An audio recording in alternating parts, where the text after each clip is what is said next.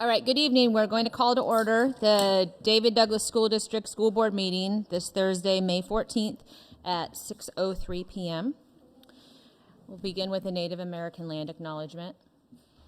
Today we want to begin our meeting in our school year by acknowledging that we gather as David Douglas School District on the traditional land of Multnomah, Wasco, Cowlitz, Cathlamet, Clackamas, bands of Chinook, Tualatin, Kalapuya, Molalla, and many other tribes past and present who made their homes along the Columbia and Willamette rivers, and honoring with gratitude the land itself and the people who have stewarded it throughout the generations. We want to further acknowledge the impact of the forced removal, violence, and attempted erasure of the lives and legacies of Indigenous people, past and present, and to commit to creating an educational environment that honors Indigenous history and contributions and encourages the continual pursuit of better stewardship of the land we inhabit as well. Today we're going to begin by taking some time to remember and honor Assistant Superintendent Kate Spears. I'm going to begin by reading her obituary, and then we will watch a video and then open the floor for anyone who would like to share and remember.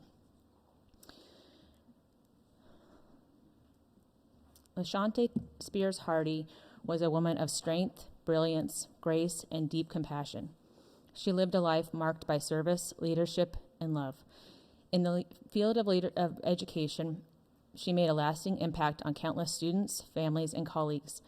Over the years, she served in multiple roles, including instructional assistant, school counselor, assistant principal, director of diversity, equity, and inclusion, and assistant superintendent in the David Douglas School District. Her work was recognized across Oregon, including being named Oregon's 2021 Assistant Principal of the Year. Public education leaders also entrusted her with statewide leadership, including electing her as president-elect and then president of the Coalition of Oregon School Administrators. LaShonte was known not only for the titles she held, but for the heart with which she carried them.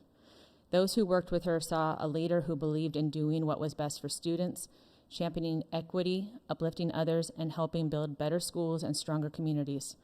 Her voice, wisdom, and leadership reached far beyond one campus or one district, touching educators and families throughout Oregon. Beyond her professional accomplishments, LaShonte held dear her spiritual walk and her service to the kingdom of God. She deeply loved and honored the role and credentials she carried as missionary at Emmanuel Church under the leadership of Bishop C.T. Wells and Lady D'Angelo Wells. She did not take that calling lightly. She wore it with humility, dignity, and pride, counting it a true honor to serve alongside such a powerful body of believers. Being a part of the missionary ministry meant so much to her, and she cherished the opportunity to stand with and among strong women of faith. Yet for all she accomplished publicly, her greatest joy was her family. LaShonte was a loving and devoted mother to her three beautiful children, Montario, Moni, and Amira. She treasured them deeply and poured love, guidance, and strength into their lives. She was also the beloved wife and love of the life of her husband, Pastor Deshaun Hardy. Their bond was one of deep love, partnership, and devotion. LaShonte also shared a precious and meaningful bond with her sisters and brother. She deeply valued the love of her extended family and the community. She leaves behind a legacy of faith, excellence, compassion, and unwavering commitment to others. Her life was a gift to so many, and her memory will continue to live on in the hearts of all who knew and loved her. She will be remembered as an extraordinary educator, a respected leader, a devoted wife, a loving mother, a cherished sister, a faithful missionary, and a beautiful soul whose impact will never be forgotten.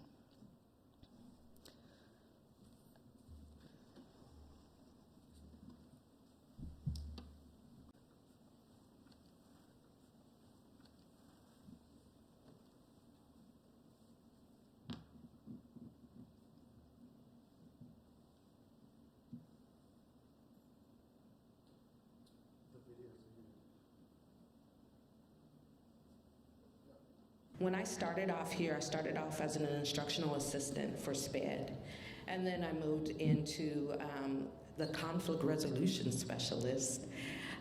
And later went back to school to become a school counselor, later went back to school to become an admin. I say all that to simply say wherever you are, you know that you can continue to grow, right? It doesn't stop there. One thing that's very important for me when I talk about my students, and a quote I always use is, I am running so my students can walk.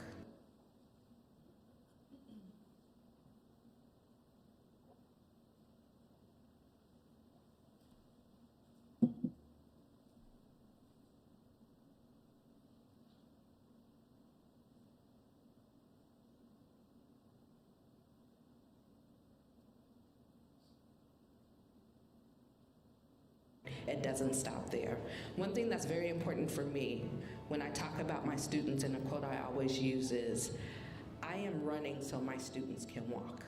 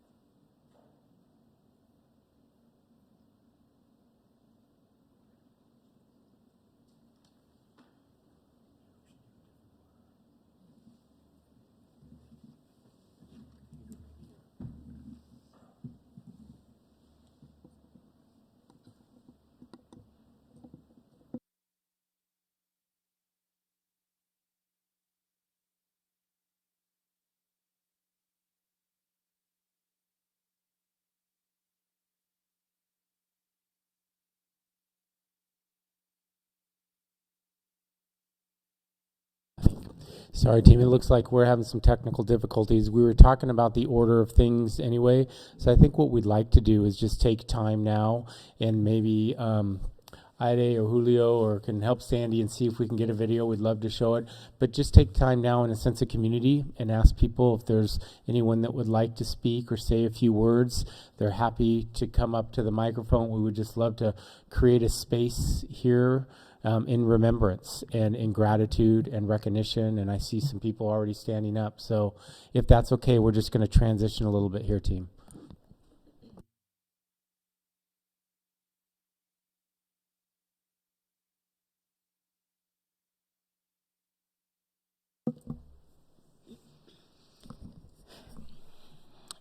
Miss Tay, I don't even have words for the loss we are feeling. So many of the things that make me so proud to be part of David Douglas exist because of you. You made so many of us better educators, better people. You were the epitome of a class act. You loved and fought fiercely for our students. You exemplified the warm demander. You modeled not settling for the comfortable or the status quo when it wasn't right, which was often. That's how we've always done it, didn't fly with you. How we've always done it was not working for so many kids, and you saw them and you insisted on continuing to be better. When things weren't going the way you would like, you never defaulted to things outside of your control. You interrogated the system and conditions and insisted on better while somehow continuing to hold students and adults accountable. I believe that balance is part of what made you the graceful, respected leader you were. How blessed I feel to have witnessed your magic. You led with grace, compassion, love, and challenge. You made our district better by walking the walk every single day. You lived Grow Your Own, and you turned to pull the rest of us up with you at every step. I owe much of who I am as an educator and a leader to you. You made the equity lens more than wallpaper by insisting it was brought into every space authentically. You made us brave because you were brave. You kept us hopeful because you were hopeful, and you believed in us so steadfastly that we couldn't help but believe in ourselves. I count myself as one of the luckiest ones to have shared so many spaces with you over the years, many of which we had the gift of growing together. Often when someone so beloved leaves a position, we talk about what big shoes they have left behind to fill. No one is even uttering that sentiment because we as a collective know there is simply no filling those shoes. The very best we can and must do is carry on your legacy and the work, the right work, and in so many ways your work. It will take every single one of us to even come close to the light that you brought simply by your presence in a space.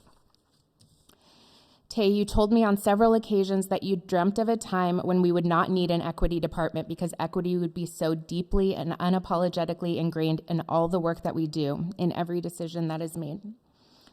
The scope of my role means that some decisions that are made with my influence end up impacting every student in our district. Your guidance helped me to understand the gravity of that responsibility and leads me every day to push for nothing but the best for our David Douglas students, our babies as we would call them. You taught me to always raise the student rather than lowering the bar, and I will carry that message with me for the rest of my career. Thank you will never be enough. The time we had will never be enough, but we will strive to be enough and then in some way honor you and your legacy. We won't even try to fill the shoes, even though I'm sure they would be the most stylish in the room, but we will certainly try to walk the walk regardless.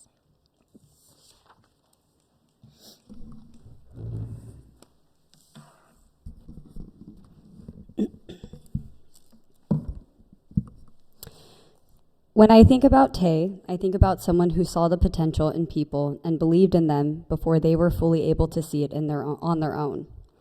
As a woman of color stepping into leadership, there were many moments when I questioned whether or not I had belonged in the role of assistant principal. There were moments when I felt intimidated and unsure if I belonged in spaces where decisions are made and changes happen. But Tay never allowed me to shrink myself. She reminded me constantly that our students deserve to see themselves reflected in leadership, and that representation matters, and that our presence creates possibility for the next generation. That was her gift. She saw people deeply. She saw potential, purpose, and humanity in everyone she encountered. Tay led with extraordinary grace. Even in difficult situations when grace was not always extended back to her, she responded with compassion, kindness, dignity, and strength. She had a way of making people feel heard, valued, and important, and it was always genuine. Her impact on staff of color in this district cannot be measured. She created spaces where people felt safe, empowered, seen, and celebrated. She reminded us that regardless of our background, our title, or what we look like, we are one community with one shared responsibility: to educate, uplift, and care for our children, our future leaders. Personally, I am devastated to lose an amazing friend. Tay was the kind of person who made you feel like you could be yourself without judgment, and that kind of friendship is rare to find. She was compassionate, fearless, brilliant, graceful, funny, ambitious, authentic, and full of heart. Her loss will reverberate throughout the community for years to come. But if we truly want to honor her legacy, then we must continue the work she cared so deeply about: uniting people, empowering others, and ensuring that every single child knows that they belong, that they matter, and that they are capable of changing the world. That is my commitment to Tay and to our David Douglas community.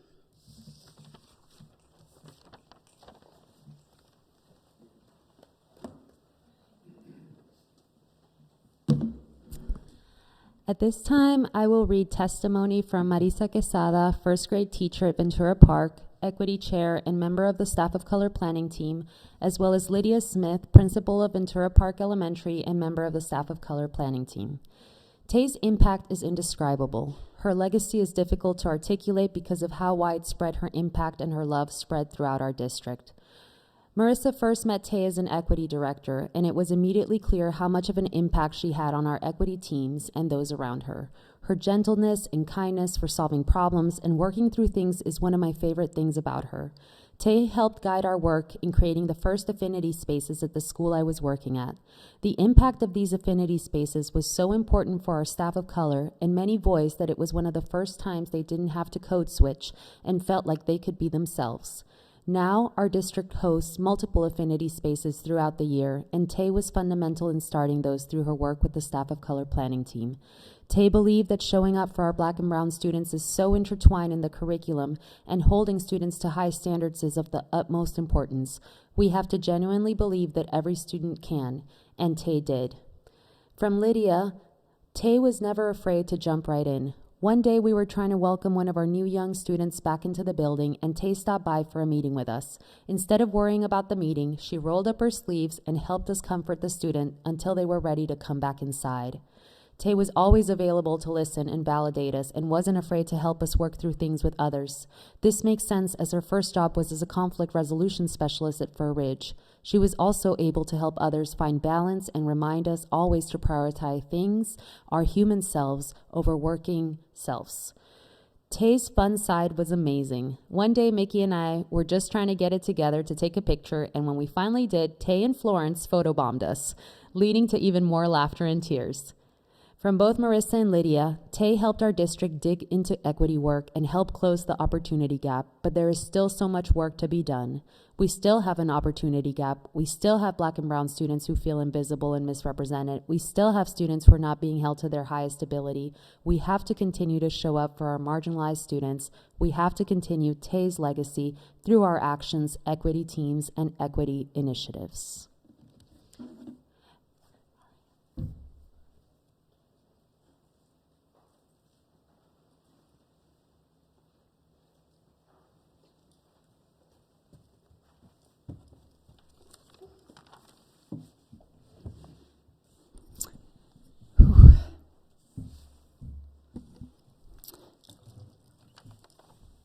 I met Miss Tay, in 2014 during my first year as a school counselor at Fur Ridge.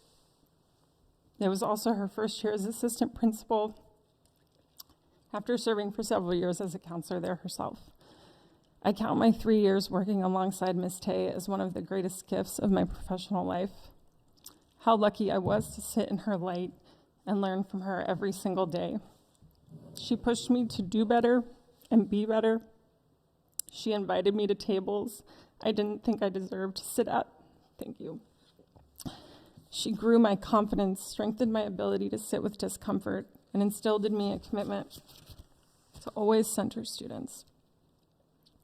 And in the years that followed, she continued to be a mentor, a role model, and a friend. One memory from Fur Ridge that feels fitting to share tonight is that anytime a fight would break out between students at Fur Ridge, Tay would rip off her high heels and run straight towards the fight. And of course, if you knew Tay, she was often in high heels. And in many ways, this defined her, refined and classy, but never afraid to kick off her shoes and jump into a fight, whether that was a physical fight between two teens, a fight to ensure Fur Ridge students had equal access and opportunities, a fight to get families the resources they needed, or fighting to get the district to do the equity work that we so desperately needed to do. Tay showed up every single time. She had grace and power. She was kind and generous, empathetic and funny. She made people feel seen and heard. She uplifted, she spoke truth to power, and she was relentless and fearless in her pursuit of equity and justice. She asserted this power with genuine warmth, her fierceness with a heart full of love, her unwavering commitment to a more equitable world with patience and kindness. In a world where cruelty has somehow become cool, empathy and kindness a sign of weakness, I hope we can all be a little more like Miss Tay, powerful and kind, and ready to kick off our shoes and run headlong into the fight.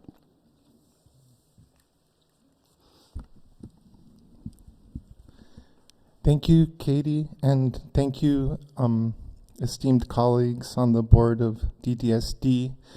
I'm sitting here before you as evidence that Tay Spears considered the word equity a verb. It's an action.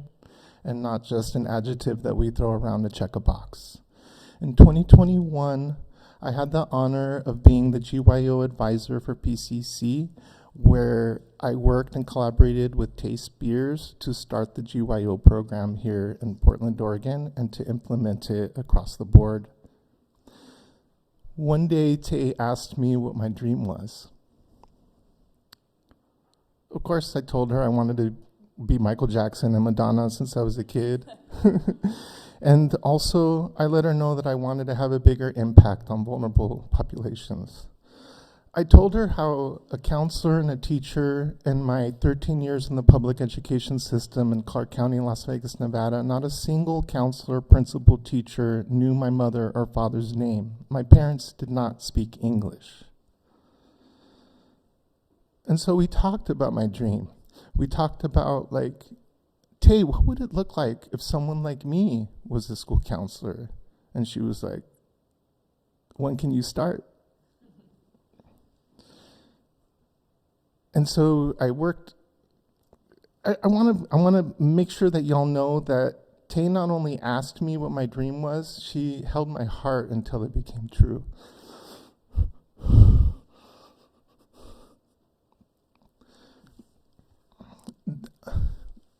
At Sunday at 10 a.m., I'm going to earn a master's in education from Lewis and Clark College, 100% debt-free. Thanks to Tay Spears, GYO, MESD, OTSP, but really thanks to Tay Spears. I helped others be on this path, and then she told me I could be on the path too, and here I am. It's going to be a struggle to not have Tay in my life because we were just getting started. We were having deep conversations about intersectionality, about homophobia and transphobia in both her Black culture and my Latino culture, and the tension between Latino and Black cultures. And we dreamed about one day here at David Douglas getting a bunch of queers and Blacks and browns together, and some of us who are all, and just working it out. Working out the drama, talking things out for the kids and for our future. With all due respect to everyone on every board, everyone here in this room, I can't think of another person in my life that if they had gone, they'd leave a deeper hole in my life. So the last thing I'll say is that I lost my mother less than 1 year ago. And guess who wrote me and mailed me a letter while they were doing all their therapy and stuff? And Tay's words, she said, "You still have time to make your mother proud." So I want to remind everyone in this room that we still have time to make Tay proud. Thank you very much.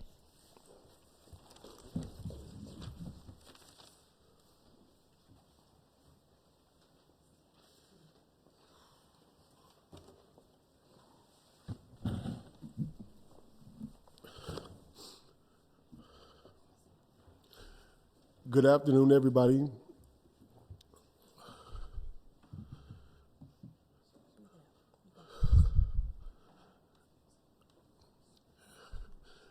Being a Black man in America hasn't always been a privilege. I haven't always had the opportunity for people to see beyond my height, my weight, my skin color, or what my clothes look like. But I've always believed that God has had a calling on my life to play a role in navigating kids who suffer trauma, i.e. first generation or second generation. On 2018, I walked into Mrs. Spears' office and Mr. Larson's office, and for the first time in my life, it felt like I was being seen from the inside out. It wasn't what reflected on the outside that sold them that I was one. It was the internal, it was how my heart operated. It was the care and compassion that flowed through my body. I'm on my 8th year at Al-Assad, and none of this is possible without Spears.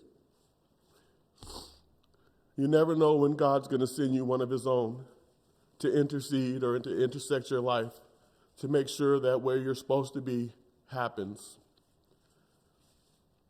Everything that's happened for me through David Douglas happened because Miss Spears spoke life into me. She made this young black man who was born out the crack era and lived through several generations of trauma know that he had possibility of being greater than the environment that he was born out of. It felt like I spent a lifetime searching for purpose, not just being the guy who looked like he played basketball or played football, but being someone who had charismatic character and could lead the right way from his own personal actions in the classroom and out the classroom. I'm grateful beyond measure for what Spears has done for my life. The communication when I didn't ask for it, the communication when I didn't know it was coming. She never let me go. She stayed with me every step of the way. On February 27th, Ms. Spears texted me and asked me how was I doing, how was my day, how was I with the journey of becoming a psychologist and counselor in education. And I shared with her and I prayed with her, never knowing that she was fighting a battle much greater than the one I was. Even in her hardest moments, the resilience of her compassion shined brighter than our biggest stars. And like everyone says, the only thing left for us to do is to continue to carry her legacy, carry the work that she put out there, allowing kids to accept that regardless of what you look like and where you come from, you can be loved enough to give that love back. And I'm just blessed to know that God allowed her to be in my life at a turning point when I was searching for my destiny, when I was trying to figure out what going through what I went through was supposed to be for. And I've had the chance of pouring into countless lives, the same as she poured into mine. That's the reflection that I look to live and give through all my years in David Douglas School District. And the GYO program is something I'm a part of. You know, we didn't have any money. Times were hard. There were no people in my family who had real education, so I didn't understand the foundation and how important it would be, but she showed me. And her program created opportunity. And I can hear from everyone's testimony that it's our job to keep her work going. There isn't any reason why anything should slow down. If anything, it should escalate. And thank you. Thank you for hearing me.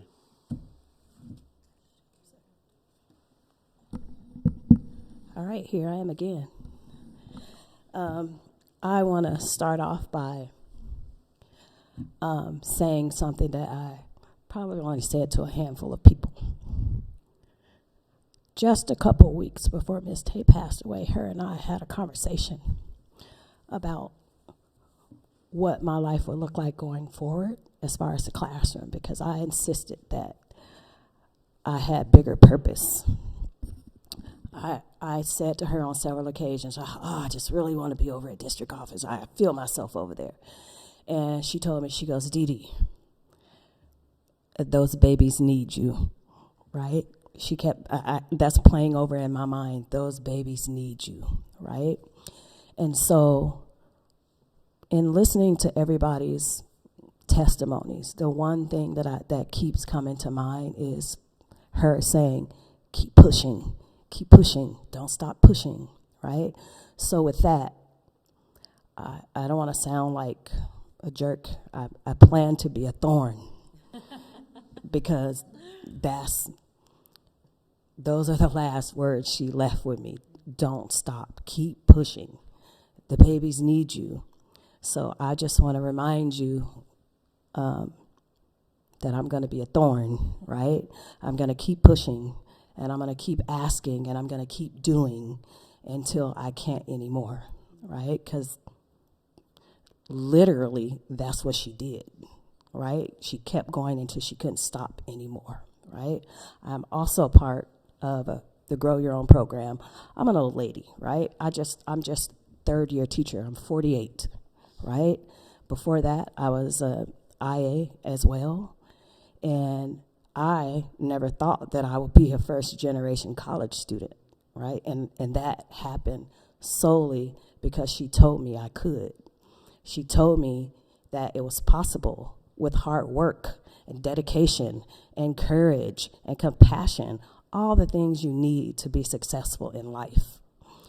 So, with that being said, I am going to be a thorn. I don't mean anything by it, but I have a purpose, right? And that is to make kids be seen, allow them to be heard. I'm gonna do exactly what she asked me to do, was be in the classroom. At my building, I teach 5th grade, students have a 1 in 3 chance of getting me. I'm the only one, as I said before last night. And so all I can think about is the kids that are coming. They have a 1 in 3 chance. They have a 1 in 3 chance, right? And I often think about what that might look like, or how kids might feel if they didn't have that chance. I have a classroom. I started off with 17 boys in my classroom. Almost all of them have some sort of behavior issue going on. And I implore you to come and see what that's like in my classroom. I have a class full of angels, right? Science shows having a teacher that looks like you makes an impact. You can ask any of my students, and they will tell you the hard, cold truth. We know that Miss Dee Dee loves us. I pour into them daily because that's what I would have wanted, if I had a teacher that looked like me. So with that being said, I hope and I pray that her legacy is not lost. I hope that when you're making your decisions, you're thinking about the students, right? Because ultimately it is about the students. It's about them being seen and heard. I hope that none of you, because I know Miss Tay put her finger on almost all of you, that you don't forget what she was doing and what she was trying to do. I hope that you put your heart forward when it comes to, the issues that are plaguing us on a daily basis that could somehow be minimized just a little bit.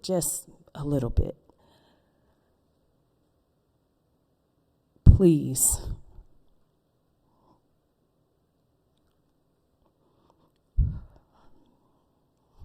Sorry. I'm going to keep going. And I'm going to be a thorn. And I'm going to continue to love like she did, like no other, as you heard. Thank you. Oh, thank you. All right, I'm going to conclude with first a testimony from Mariah Crumpler, social studies teacher at David Douglas High School, alum, and first graduate of the Grow Your Own program. These are her words. Wow, I honestly didn't realize how hard this would be to write as I'm tearing up right now.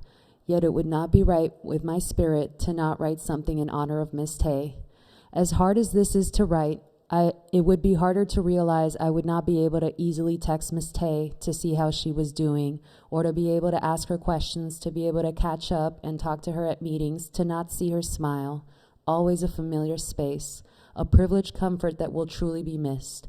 To my mentor, my cheerleader, my friend, thank you so much for pushing me and every single day, asking me over and over to want to start this program called Grow Your Own. You saw something in me that I couldn't see in myself. Honestly, without you, I wouldn't be the educator that I am today.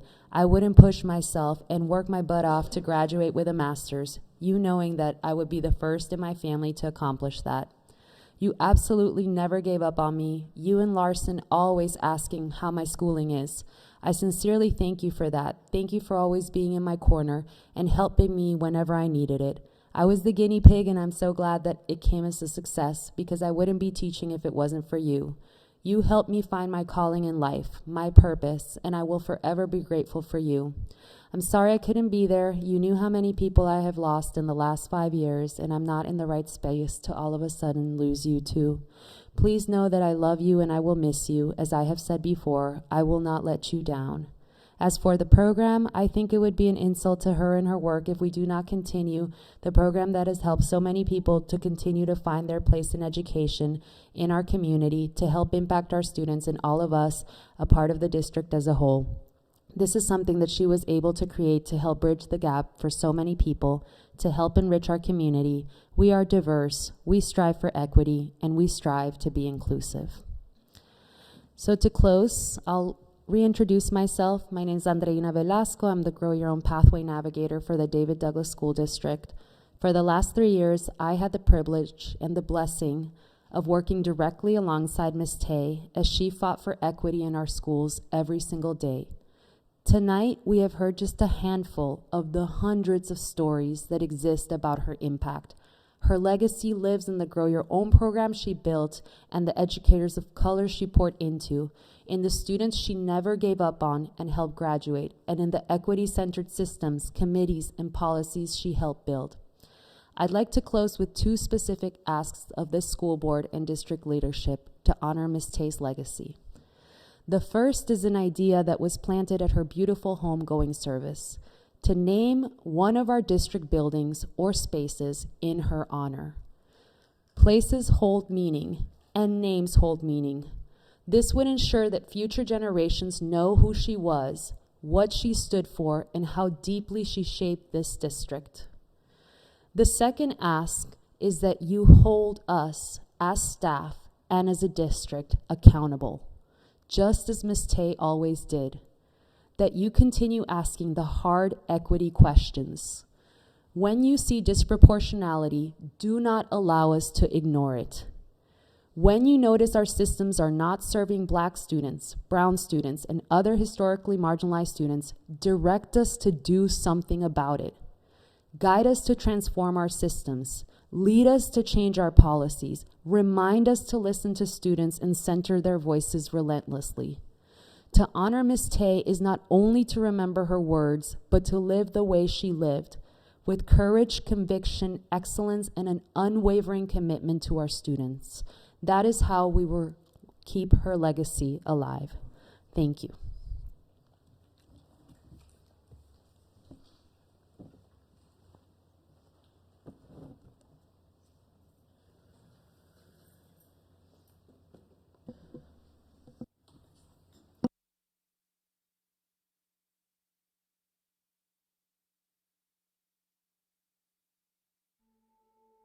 Bit about me. Standing here in this building where we are today at Fur Ridge campus, I spent most of my career here. I was in this building for 15 years. This year makes 22 years in David Douglas. When I started off here, I started off as an instructional assistant for SPED.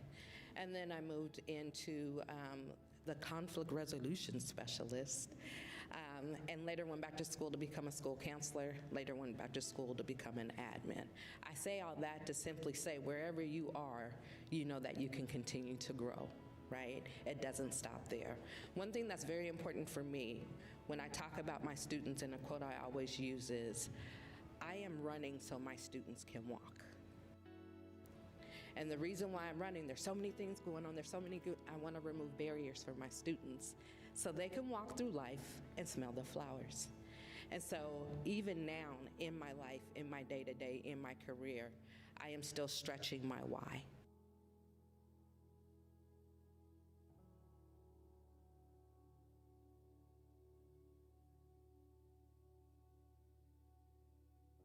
I know that we talked a lot about our mission and our why here in David Douglas, but I have to say in my position, I am very fortunate to work with amazing people, and especially around the work of equity. In some districts, there is a lot of lip talk about equity. Here, We do equity, and you will see that.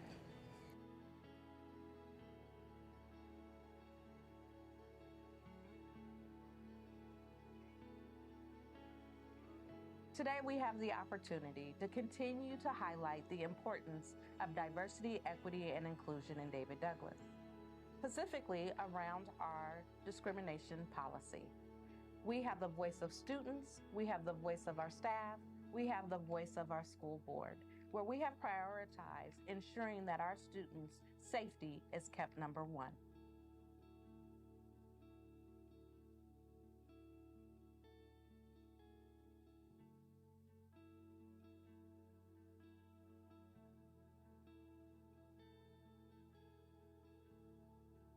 I lead in my own philosophy with I'm walking so my students can run, right? So I'm going through and enduring some of the ugliness around our systems that have been in place for many, many years, and bringing attention to those things and saying, guess what? We're getting this out of here. We're going to address those things because it is ugly before it gets better, right? And we have to be okay in that. And I know that if I'm removing some of these systematic systems of oppression, racism, all of those things, my students aren't going to have to take on fights. They can just show up and run in life without so many barriers in the way.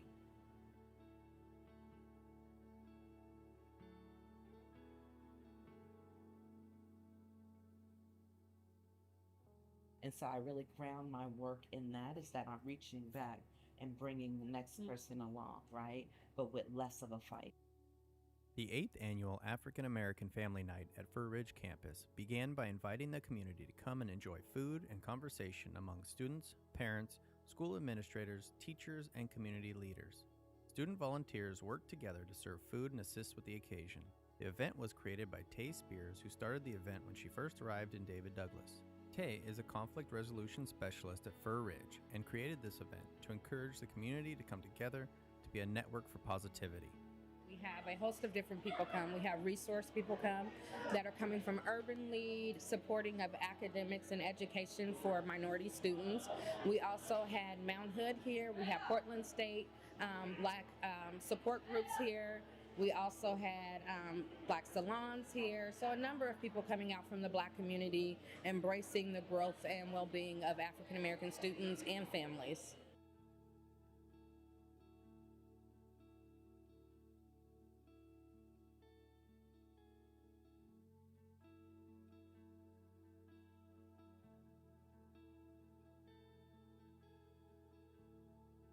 I remember as a child, my siblings and I would never understand why my mom would sit in her car after we arrived home. And literally, sometimes she would sit in her car for like 20, 30 minutes. And we're like, we're home. Like, why is she not coming in the house? Well, guess who else sits in their car now?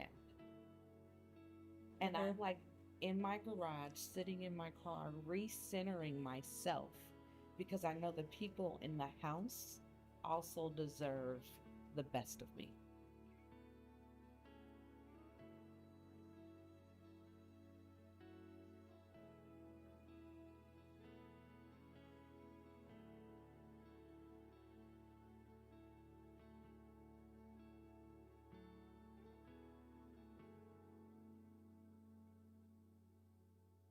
And I feel like I give and give and give so much when I'm at work. I want to be able to give that much more when I'm at home. So just really, I struggle with finding the balance. I haven't found it yet, right? I have not found it yet, but I know that it is really important to me to always try to recenter myself and make sure that I am available in my best self to my family. Because like you said, right, well, I know those are the people who care about me.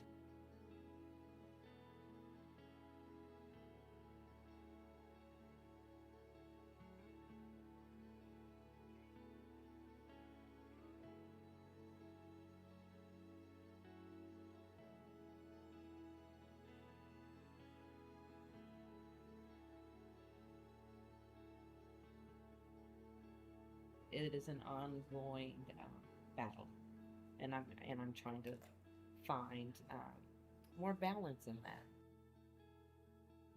I really think to bring parents, the students, and teacher staff and David Douglas community together to really utilize the resources of being in one network together and talking and trying to talk about those hard things about race and understanding African American youth, and parents also understanding the points from administrators and for teachers, and everyone just offering support and really meeting in the middle.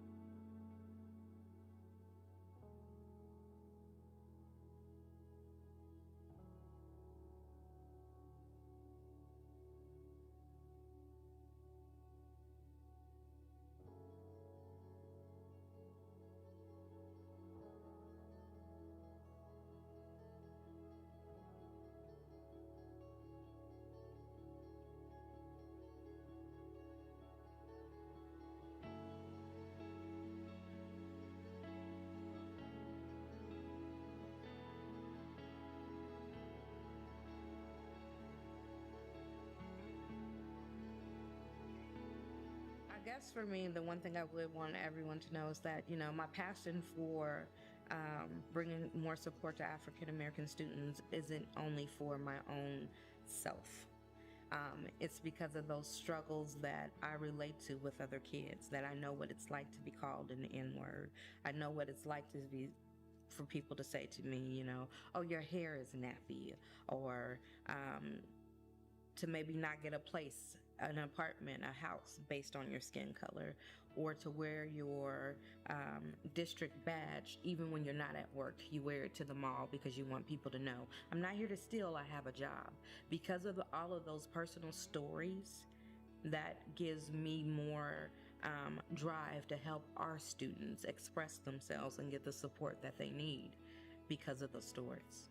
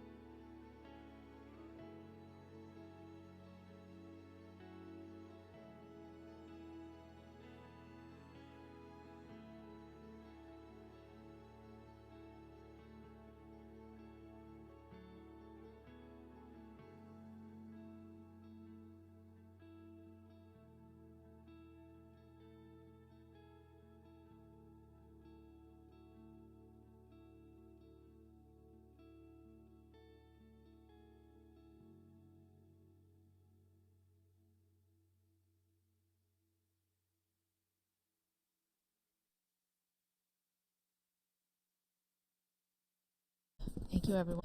Thank you, everyone, and thank you for that beautiful video. I'd like to continue to open it up for anyone else that would like to share. I had the blessing and unique experience of having Tay she's vice principal at Ellisott for 3 of my kids that came through. And I just have been thinking about how supportive and just truthful, and I don't know, I just learned so much as a mother from her, you know, in that space, and going through hard things with my own kids. And it's been such a blessing to know her in all these different ways. But I just want to name that because I think it's really special that I got to know her in that way before becoming good friends and colleagues with her. And thank you, everyone, for sharing.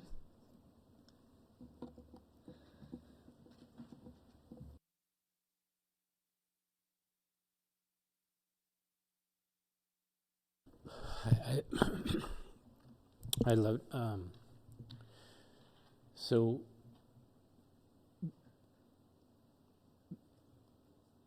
alongside the deep sadness and the how do we go on, there's also a side of me that's just so thankful that I had the opportunity for Tay's bright light and life, just to be a small piece that she was in my life and impacted the colleague, the professionalism, the conversations, the work, but shuffle all that to the side. She was a friend. She was a friend, and she deeply, deeply cared. And everything that was said, we talked about the amazing service and the themes, and everything that's said tonight. Just 2 things came to my mind, and one is such a great and deep listener, truly authentic, and again, it's already been said, but I just reflect on that, and just a true servant leader. For those who don't know in the audience, and many of you know and know better than me, but Tay was a missionary at heart, and that work as a missionary carried over in her entire life. And that servant leadership, she truly was working towards a calling. She wanted to serve, and a piece that I can share, and some of you might have heard this as well, but you know, I don't know how many countless hours in our office, door closed. She'd just walk in and close the door, and we just started talking and planning and visioning. But what she'd always say is, these are my people. And whether she was talking about Grow Your Own, whether she was talking about Staff of Color, whether she was talking about Al-Assad, whether she was talking about David Douglas, these are my people, and she'd always use that. And it wasn't a tagline. She believed that. She was doing the work out of service for all of our kids, our families, our community. And, you know, the other side I'd like to just bring into this space a little bit.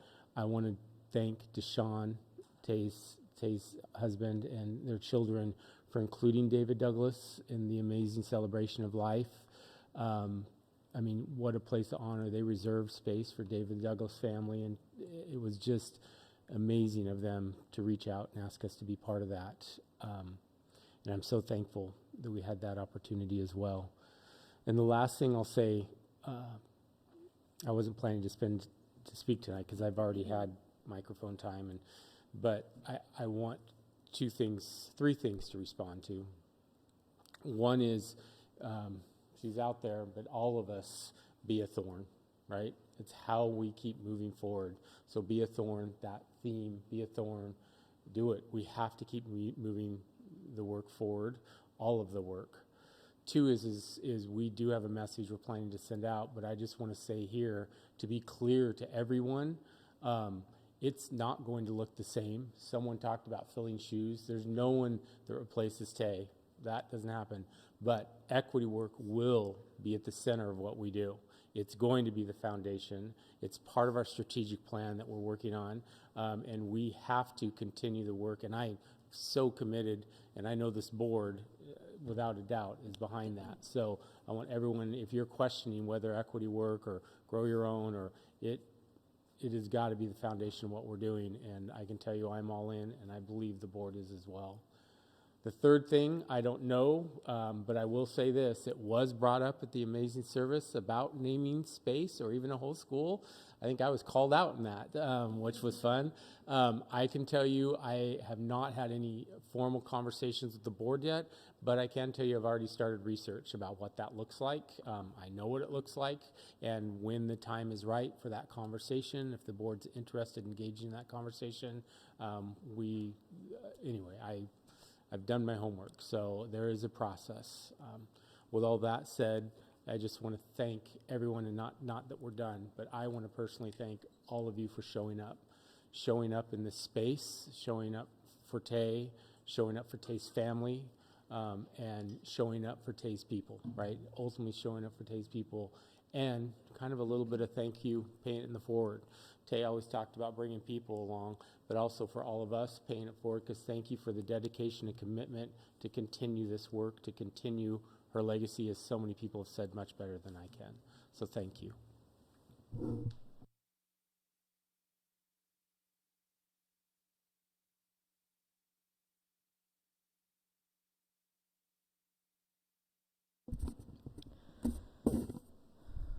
Does anyone else want to share? All right, well, again, thank you, everyone. I feel very thankful that everyone was here tonight to share about Tay, and the video that was put together is beautiful, and I'm hoping that can be archived so we can watch it again. Okay, then we will transition to back to the next on the agenda. We have student body president report and Maddie Studini. Is that correct? Welcome. You're filling in for Jacob tonight. Thank you.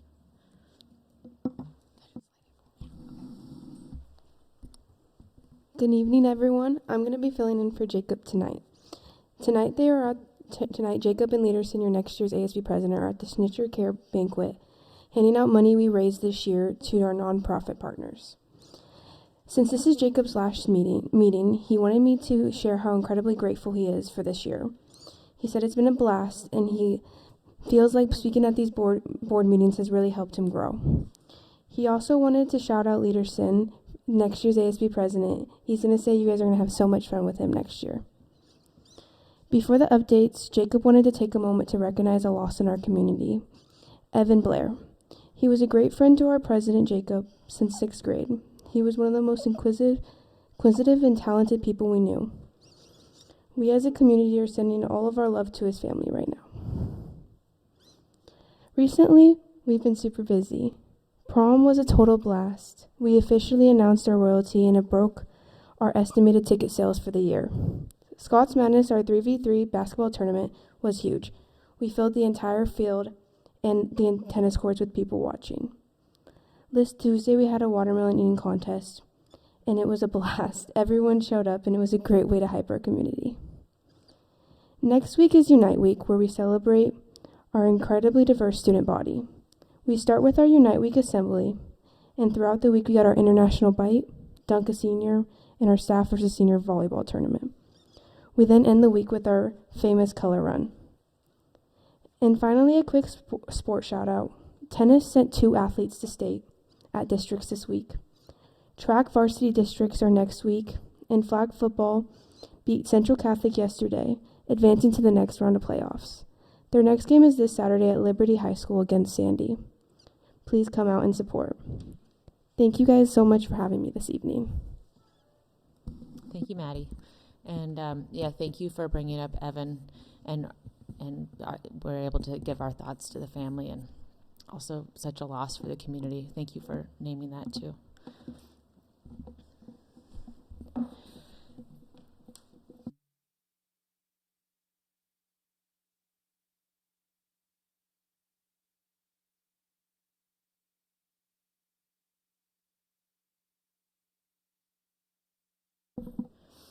All right, next we have public comment. Let's see. Is it Modi Falim? Welcome.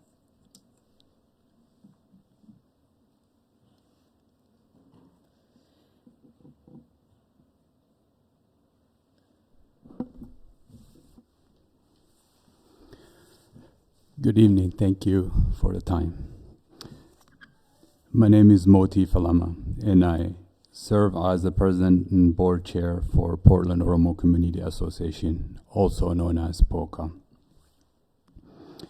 I want to thank David Douglas School District, Prosper Portland, Unity Football, and Street Soccer USA for coming together to help bring this important project. We're talking about the Field Gateway.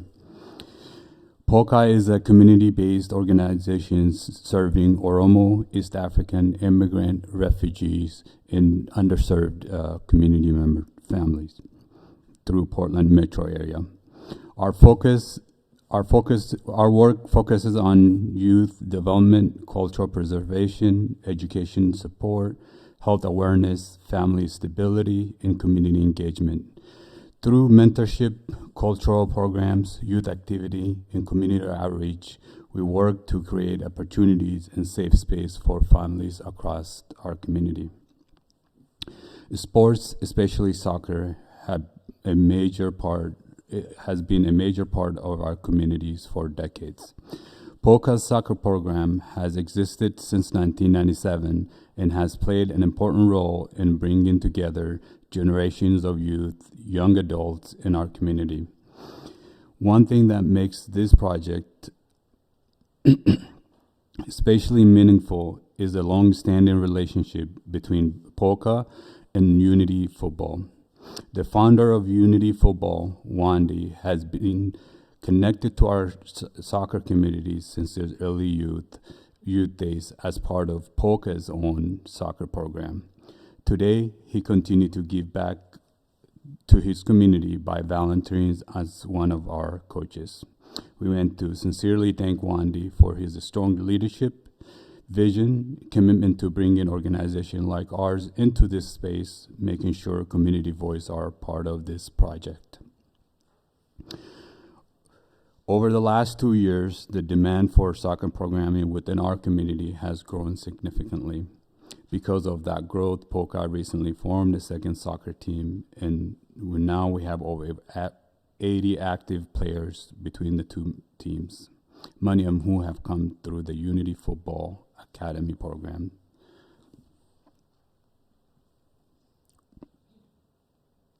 These partnerships has helped create a strong pathway for youth development, mentorship, and continued community involvement through sports. In addition to our soccer teams, POCA also serves more than 200 youth through our open gym programs and other youth activities that help keep youth people active, engaged, and connected to the community. One of the biggest challenges we continue to face is finding consistent, reliable field space to practice and gather safely. Many times we are forced to move between locations, compete for limited field availability, or practice in spaces that are not ideal for youth development or long-term programming. This proposed field would help solve a major need for our community by creating a stable, safe, and accessible place for youth and families to gather regularly. At POCA, we strongly believe community involvement is essential to long-term success of projects like this. A well-used, community-supported field creates a safer neighborhoods, a stronger relationship, more youth engagement, and greater community ownership. When families and youth are actively using space, those spaces become healthier, safer, and more connected. This project is about much more than soccer. It is about investing in youth, creating opportunity, promoting wellness, strengthening public safety, and building lasting partnership that benefits the entire community. Our executive team has unanimously voted to support this project, and POCA is committed to standing behind this effort through community support, involvement, and financial contribution whenever it's possible. Lastly, I would like to thank this board for your time, leadership, and consideration. The decision you make here will have a significant and lasting positive impact on our youth, family, and broader community, and we truly appreciate that. And I thank you guys for your time. Thank you. I'm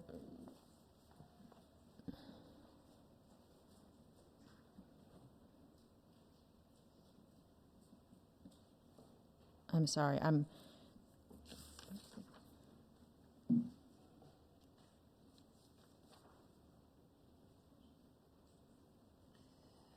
about if you signed up? Someone wrote in pencil, so it's really hard to read, but there looks like there's 3 other individuals that signed up to speak.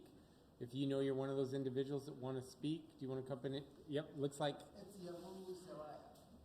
Yabu, okay. Okay.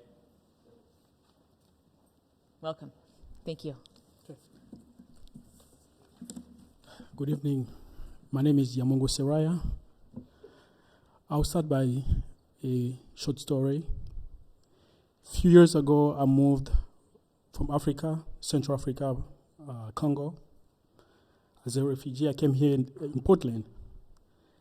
When I got here, the only thing that I was able to engage or find a community was through soccer, having a space where I was able to meet with other friends and people like me, who looks like me, were able to play soccer. So after being there, I had a few mentors who helped me. Through soccer, I was able to find a family. And I was able to go to school, graduated from Portland State University with a bachelor's degree, and now I'm graduating at PSU with a master's in executive masters of public administration. So what I wanted to say is just through that kind of support that I had through soccer, I was able to find a space, a community. That's why I'm here to ask or a support from you to use that space, gateway, that Unity Football is bringing the community together.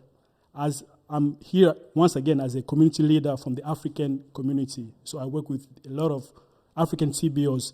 So the support that I received helped me through soccer, helped me to be where I am at the moment.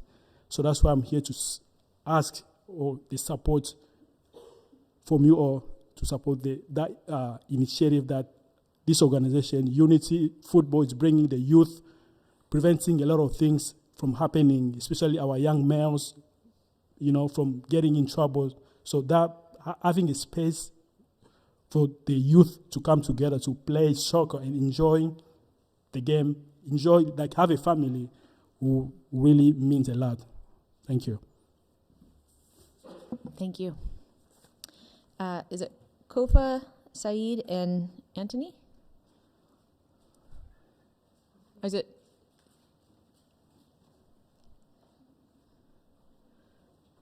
Welcome.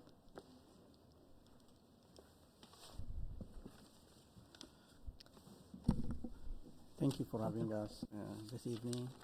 My name is Farouk Nola, and my son is 9 years old, and he's in Unity soccer team. But I'm not here to talk about my son, but what it did for not only him. I have 2 other kids, like 15-year-old and 13-year-old girls.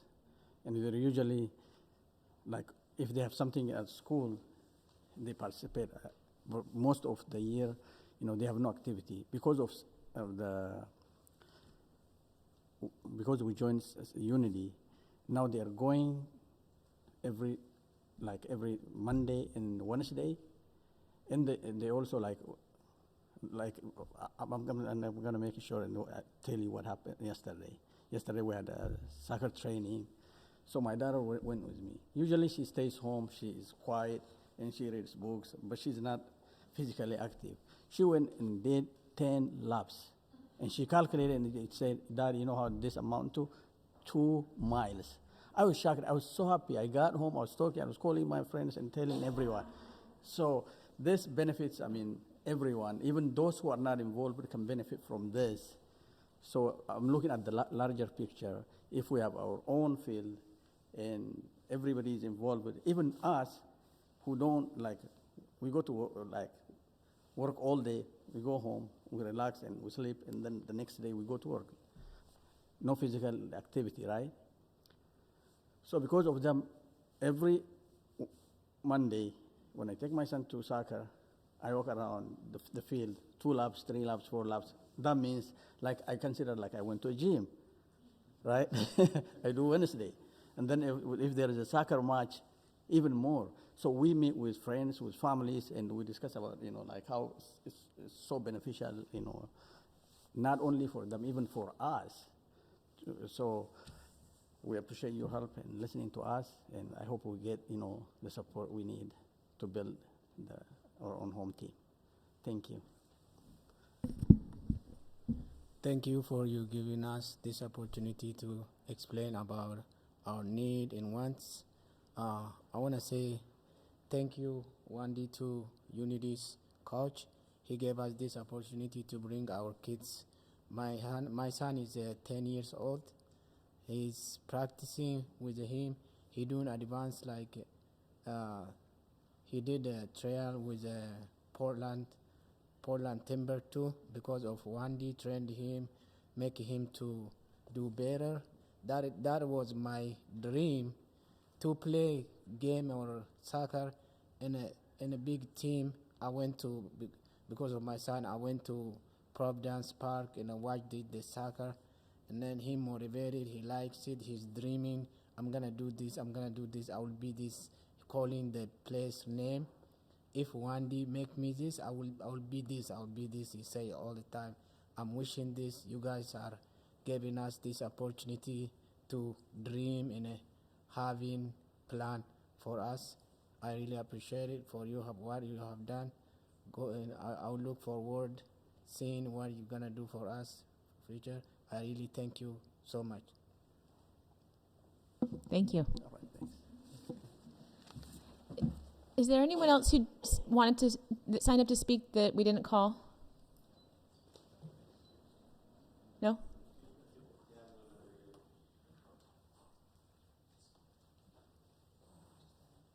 Yeah, that's okay. Welcome.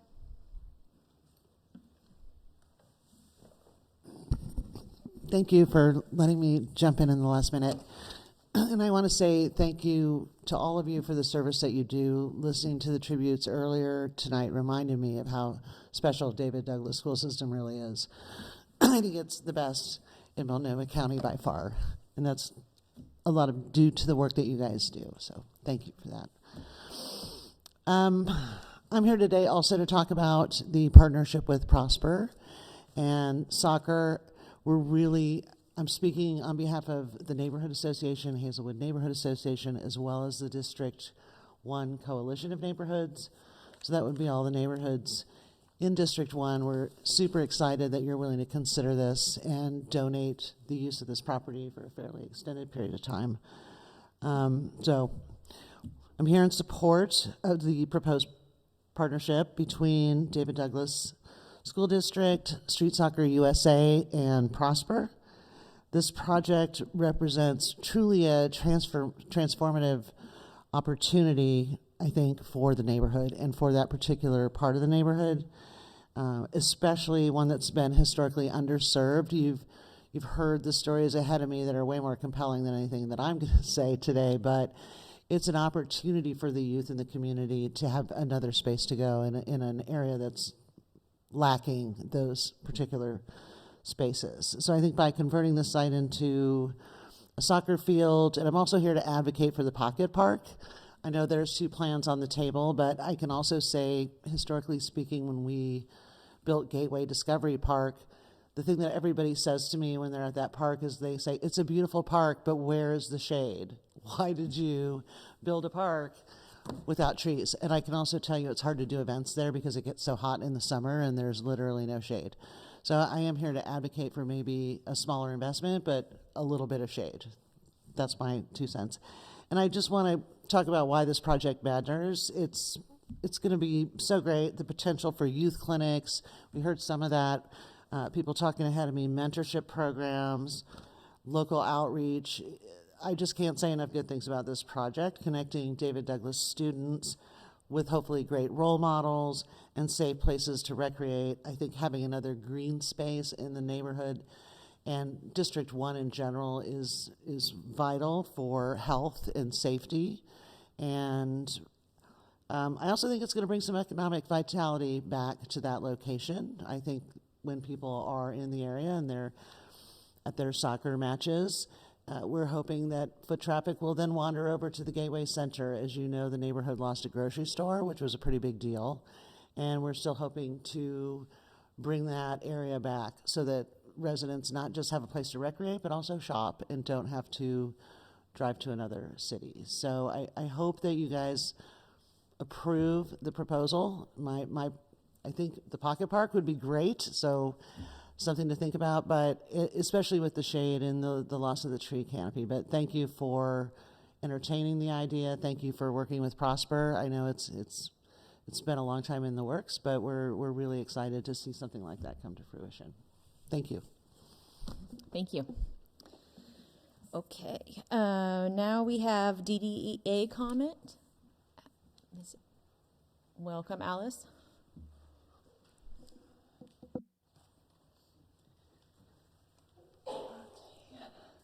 Good evening.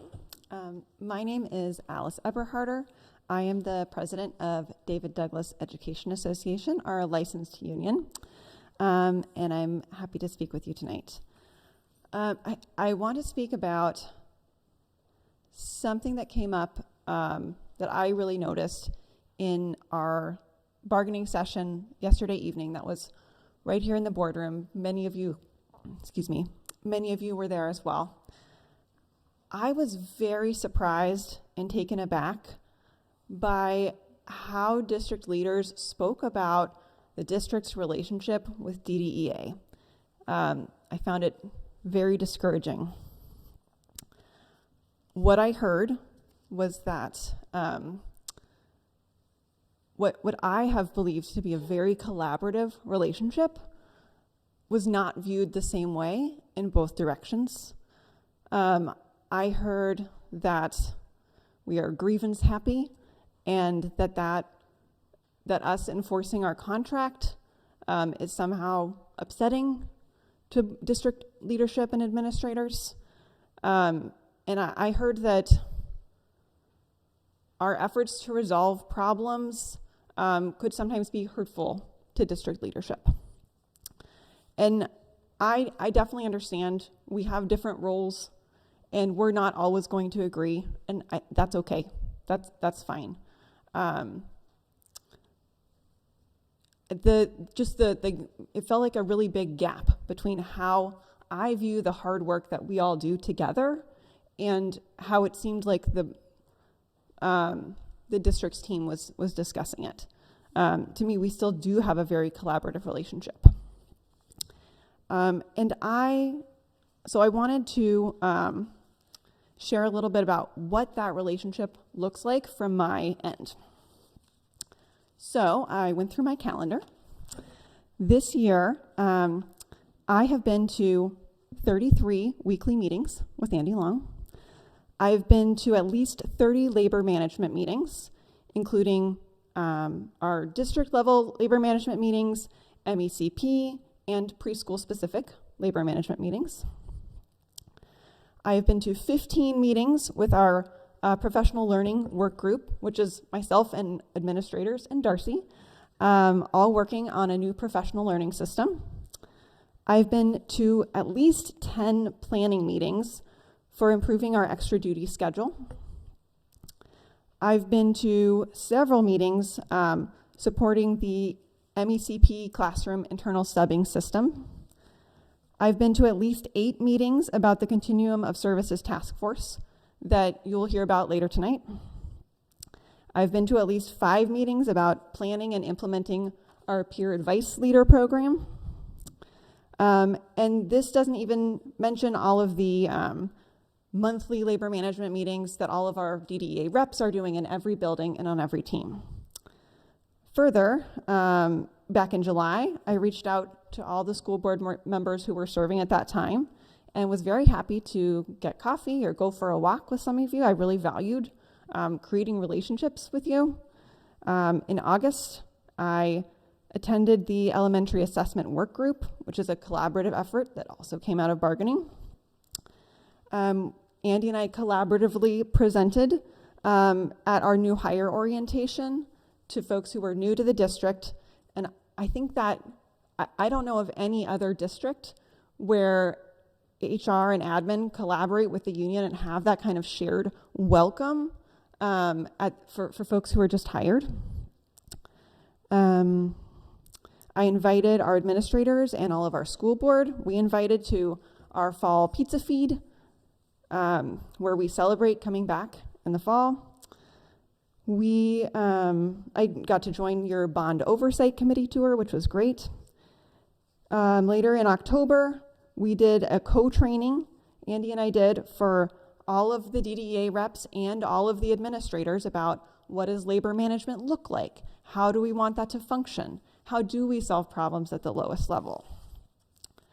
We also did a co-training for administrators about PECBA, the Public Employee Collective Bargaining Act, and how not to violate it. We don't want anybody to be in the position of accidentally saying something that puts the district in a bad position, so let's teach them proactively.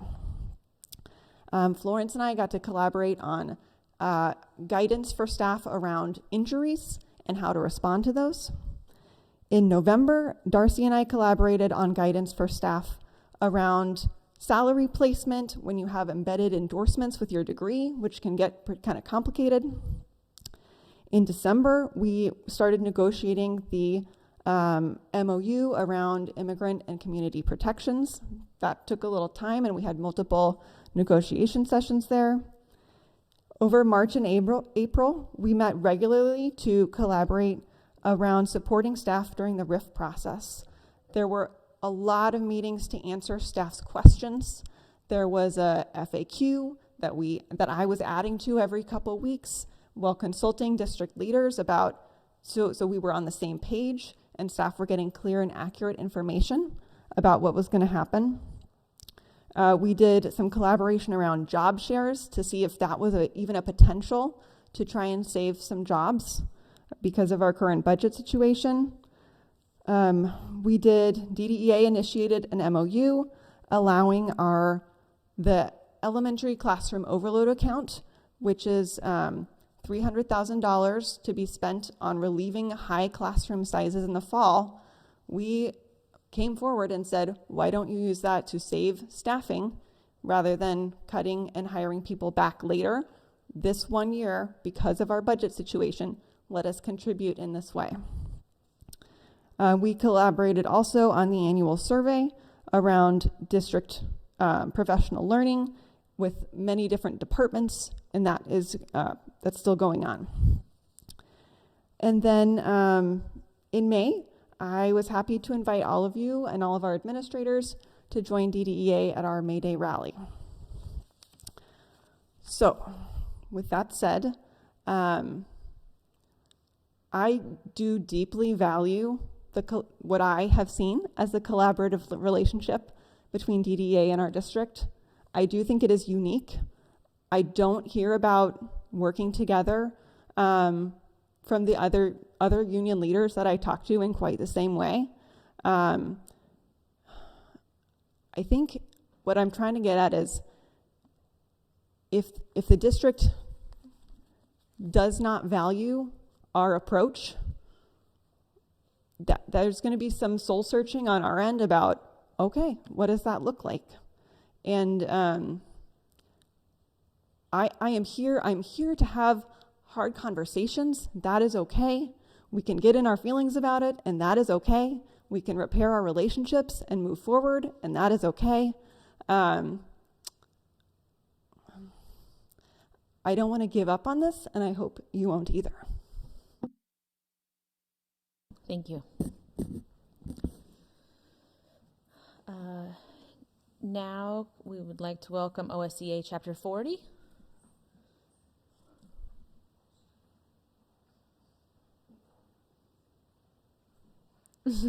Welcome.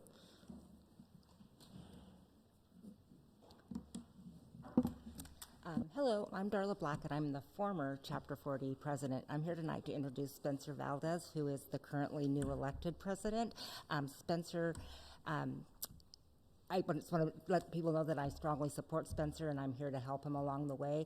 He and I have the same mindset for what classified union should look like and our support for our members, and I truly feel that Spencer is going to carry on what we've started and do some maybe even better things. So I just look forward to see what he has ahead of him. So. Hi, like Darla said, I'm Spencer. I'm very excited to be in this new role. I just wanted to point out, Darla's spent the last 10 years tirelessly working for our classified staff, and I want to thank her in this forum.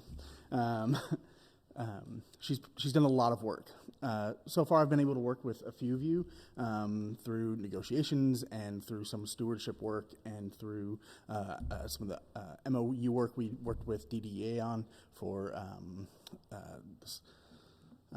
immigrants' rights and things like that. But yeah, I just look forward to working with you all, and thank you. Thank you and welcome. Nice to meet you. All right, now we have our proclamation for, invited public input from Fur Ridge campus for Asian American and Pacific Islander Month.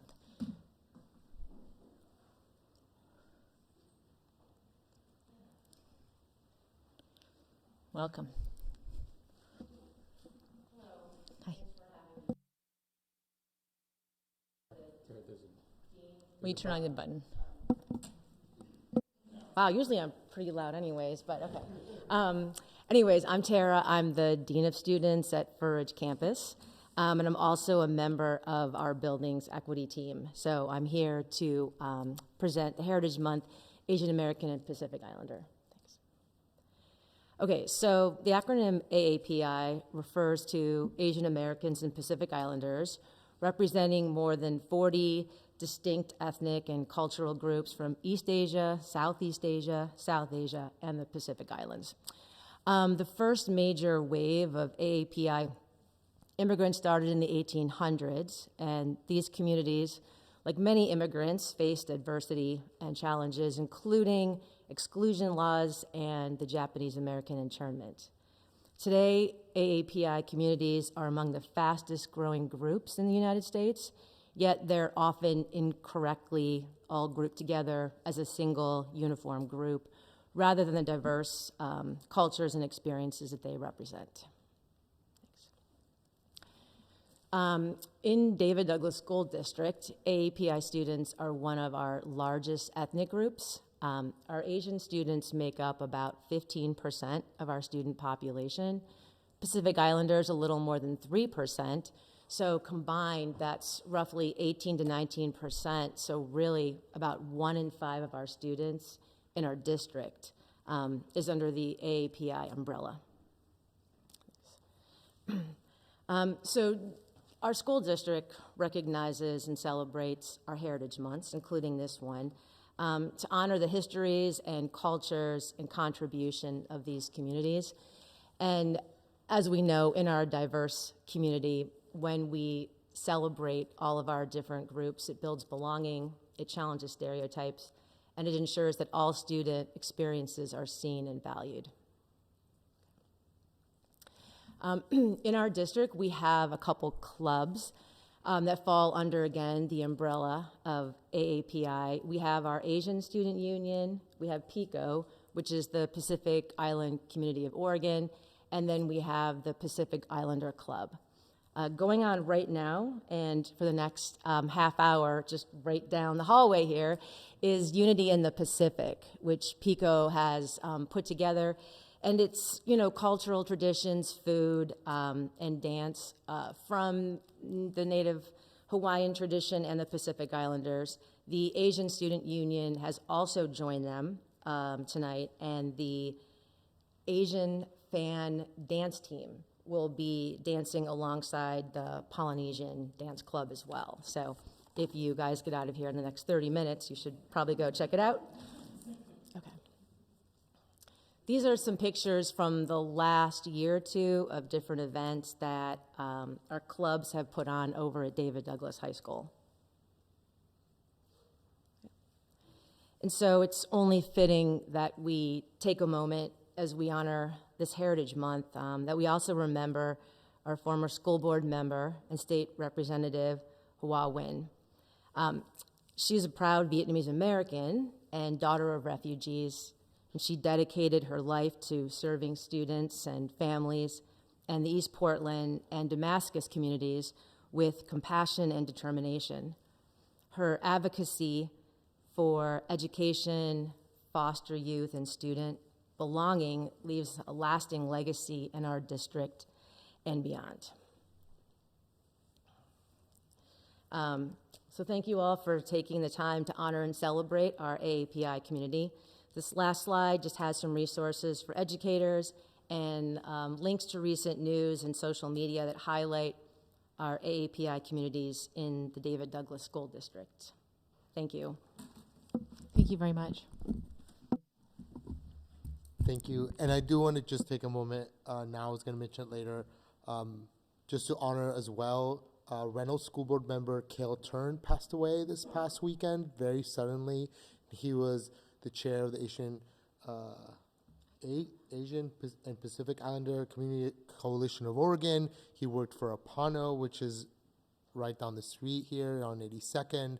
He's very active in the community, and it happened very suddenly, and he was young. So I met with Anya Munoz, and they're having services for him coming up at Apano, and that information is out there, but I just want to take a moment to remember her as well.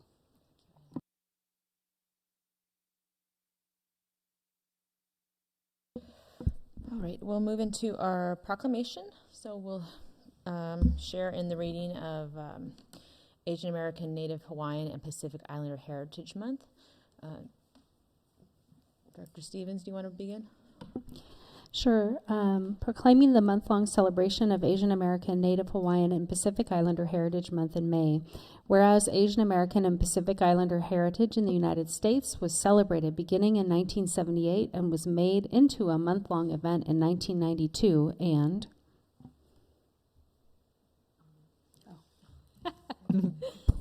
Wrong circle. Whereas Asian American, Native Hawaiian, and Pacific Islander Heritage Month seeks to honor and recognize the contributions of residents from the continent of Asia and the Pacific Islands, and whereas Native Hawaiians, Chinese, and Japanese were the first to migrate to the Pacific Northwest and were known for handling canoes and transporting goods, construction, and railroad expansion, and whereas Asian Pacific encompasses all of the Asian continent and the Pacific Islands of Melanesia, New Guinea, New Caledonia, Vanuatu, Fiji, and the Solomon Islands, Micronesia, Marianas, Guam, Wake Island, Palau, Marshall Islands, Kiribati, Nauru, and the Federated States of Micronesia, and Polynesia, New Zealand, Hawaiian Islands, Rotuma, Midway Islands, Samoa, American Samoa, Tonga, Tuvalu, Cook Islands, French Polynesia, and Easter Island, and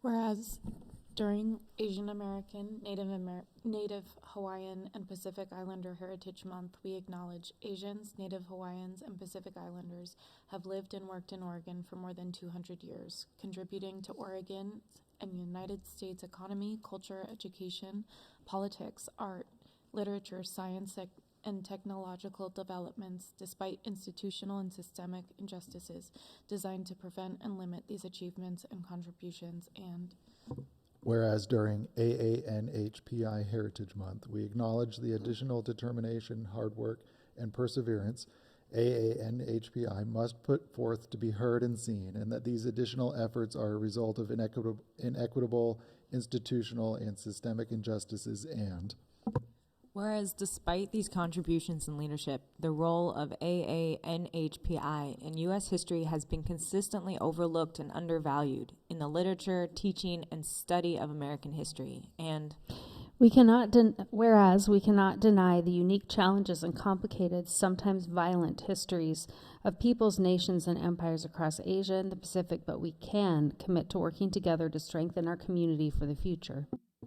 whereas racially motivated discrimination and harassment is at a high, with a national and local spike in hate crimes against the AANHPI community, especially targeting its Muslim, South Asian, and Southeast Asian members, and whereas Asians and Pacific Islanders are among the fastest growing communities in Oregon and Multnomah County, this migration has been both voluntary and forced due to war and environmental degradation of their native countries, and whereas 84.2% of Asian students in the 2024-25 four-year cohort graduated, 56.3% of Native Hawaiian Pacific Islander students graduated, and 80.9% of Asian Pacific Islander students graduated, a higher percentage than the all-student cohort average percentage of 73.8, and Whereas 16% of enrolled students are Asian and 3% of are Pacific Islander, and these populations increased 1 percentage points and 2 percentage points respectively over the past 10 years, and Whereas the Asian Student Union organizes and promotes student success for Asian students, and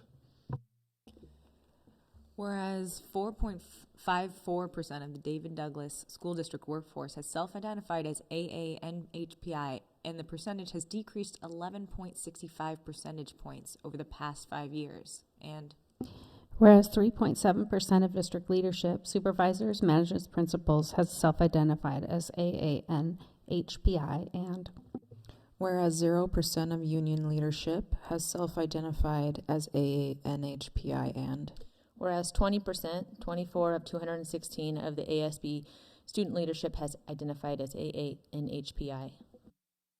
whereas the David Douglas School District is committed to and advocates for equal educational, professional, and social opportunities for ANHPI students, and whereas the strategic hiring plan outlines specific strategies to increase staff of color, including a Grow Your Own program with 27 staff of color enrolled. whereas the David Douglas School District has an adopted educational equity policy and an equal educational opportunity policy that states our commitment to closing the achievement gap for AANHPI students and creating an educational environment where all students can benefit equally from the educational programs offered, and whereas the district is working towards eliminating the racial predictability and disproportionality on all aspects of education and articulated action steps in the adopted district strategic plan and district equity plan, and whereas during AANHPI Heritage Month, we focus on the crucial role of education in the history of AANHPI Americans, and whereas the district collaborates and partners with community-based organizations like ERCO Asian Family Center to form strong relationships in a culturally appropriate way and to provide the space for feedback and guidance to district leaders on improving outcomes and opportunities for AANHPI students and families in the district, and whereas AANHPI community members have been disproportionately impacted by incidences of hate and discrimination during the COVID-19 pandemic, and these experiences have disproportionately impacted our AANHPI youth. Now, therefore, I, Heather Franklin, Chair of the David Douglas School Board of Directors, do hereby proclaim May 1st through May 31st, 2026, to be Asian American, Native Hawaiian, and Pacific Islander Heritage Month in the David Douglas School District. Be it further resolved that the David Douglas School Board of Directors strongly encourages our staff and community to observe, recognize, and celebrate the culture, heritage, and contributions of Asian American, Native Hawaiian, and Pacific Islanders to our country, our state, our cities, and our schools. Thank you. Okay. Now we would like to welcome David Douglas School District LGBTQ plus affinity group presenters. Welcome.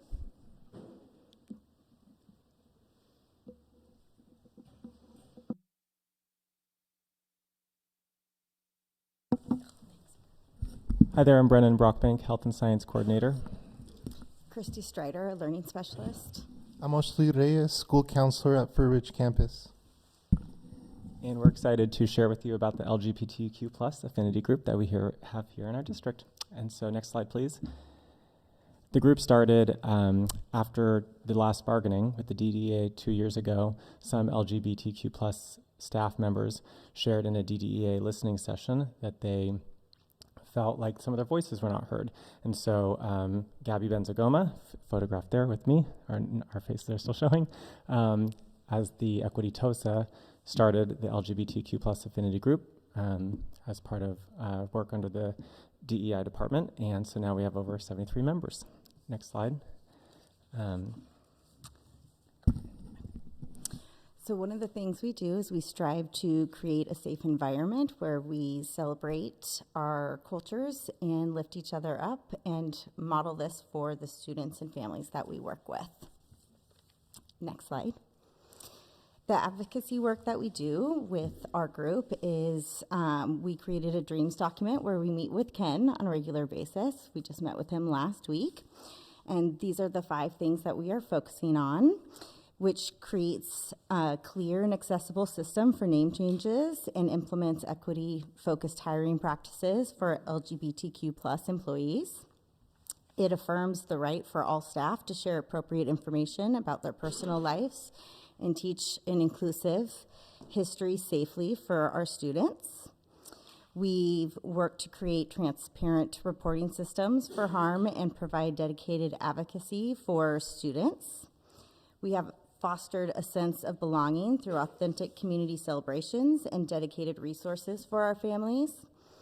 And we provide ongoing training for administrators and staff on inclusive terminology and best practices for supporting queer identities. Next slide. One of the things that came out of this work is a statement of support for gender diverse staff members. And in that statement, there is a clear affirmation of support that gives the gender expansive staff as valued members of the community. They have the right to use their authentic name and pronouns without having the legal documentation. There is a workplace free from harassment, discrimination, and bullying across all protected identities. Staff get to control if, when, and how their gender identity is shared, and staff may use facilities aligned with their gender identity and update names across our school systems. Next. Another thing that our group does is support our district pride clubs. We have 4 pride clubs in our district, and on June 1st, we're going to have our first pride graduation for LGBTQ plus graduating seniors. You're welcome to join us.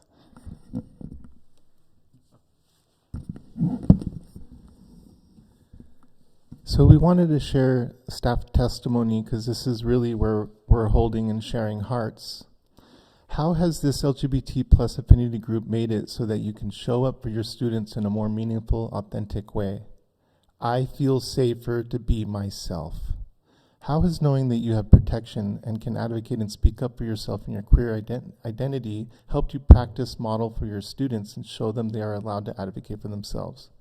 Getting a district-wide policy on LGBT issues has been so empowering. Next slide, please.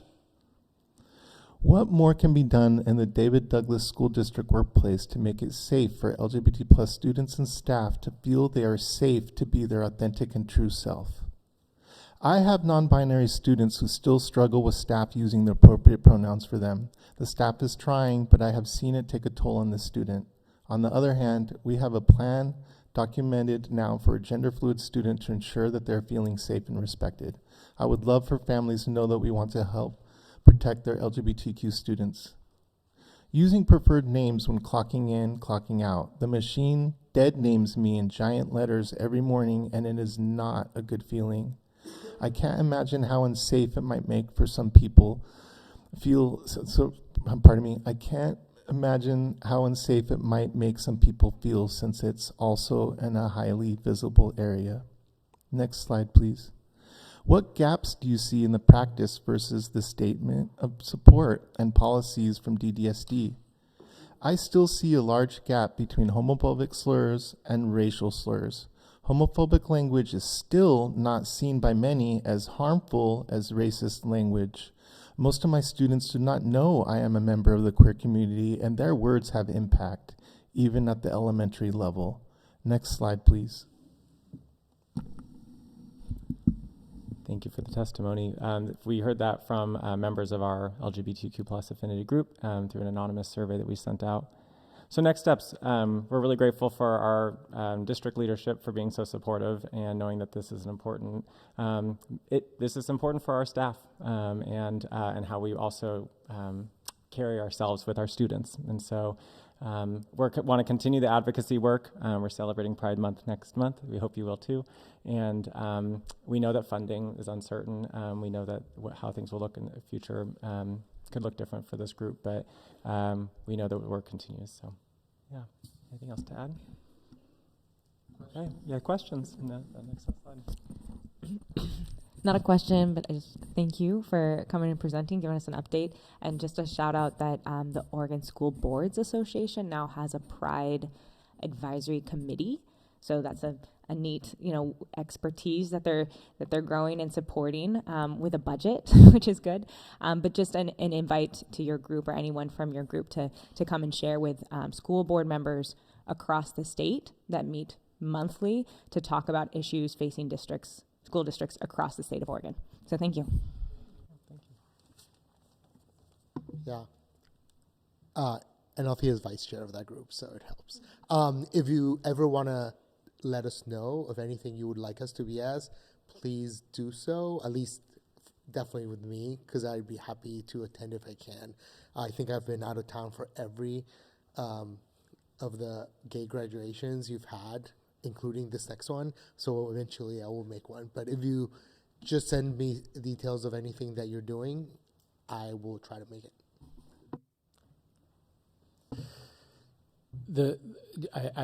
I'm jumping ahead of myself, but I just want to share it with the team because what if, right? Part of what in our last meeting was dreaming a little bit and what if, and we have a lot of different cultural events and celebrations, and one of the things we talked about is what about a community event specifically to celebrate the LGBTQ plus community. And I know we have partnered, and last time was in a different district, different event, team type celebration. But I think the conversation we had was, why don't we host our own? And I know it's probably not up there because we talked about this much, but I'm looking forward to that opportunity and looking forward to when we can get that launched. So thank you for the conversations.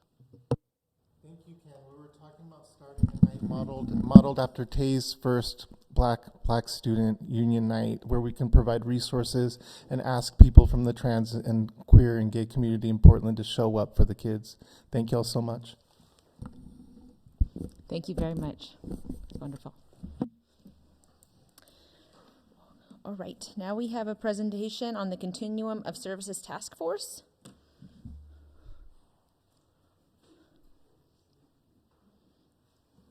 Welcome. Hi.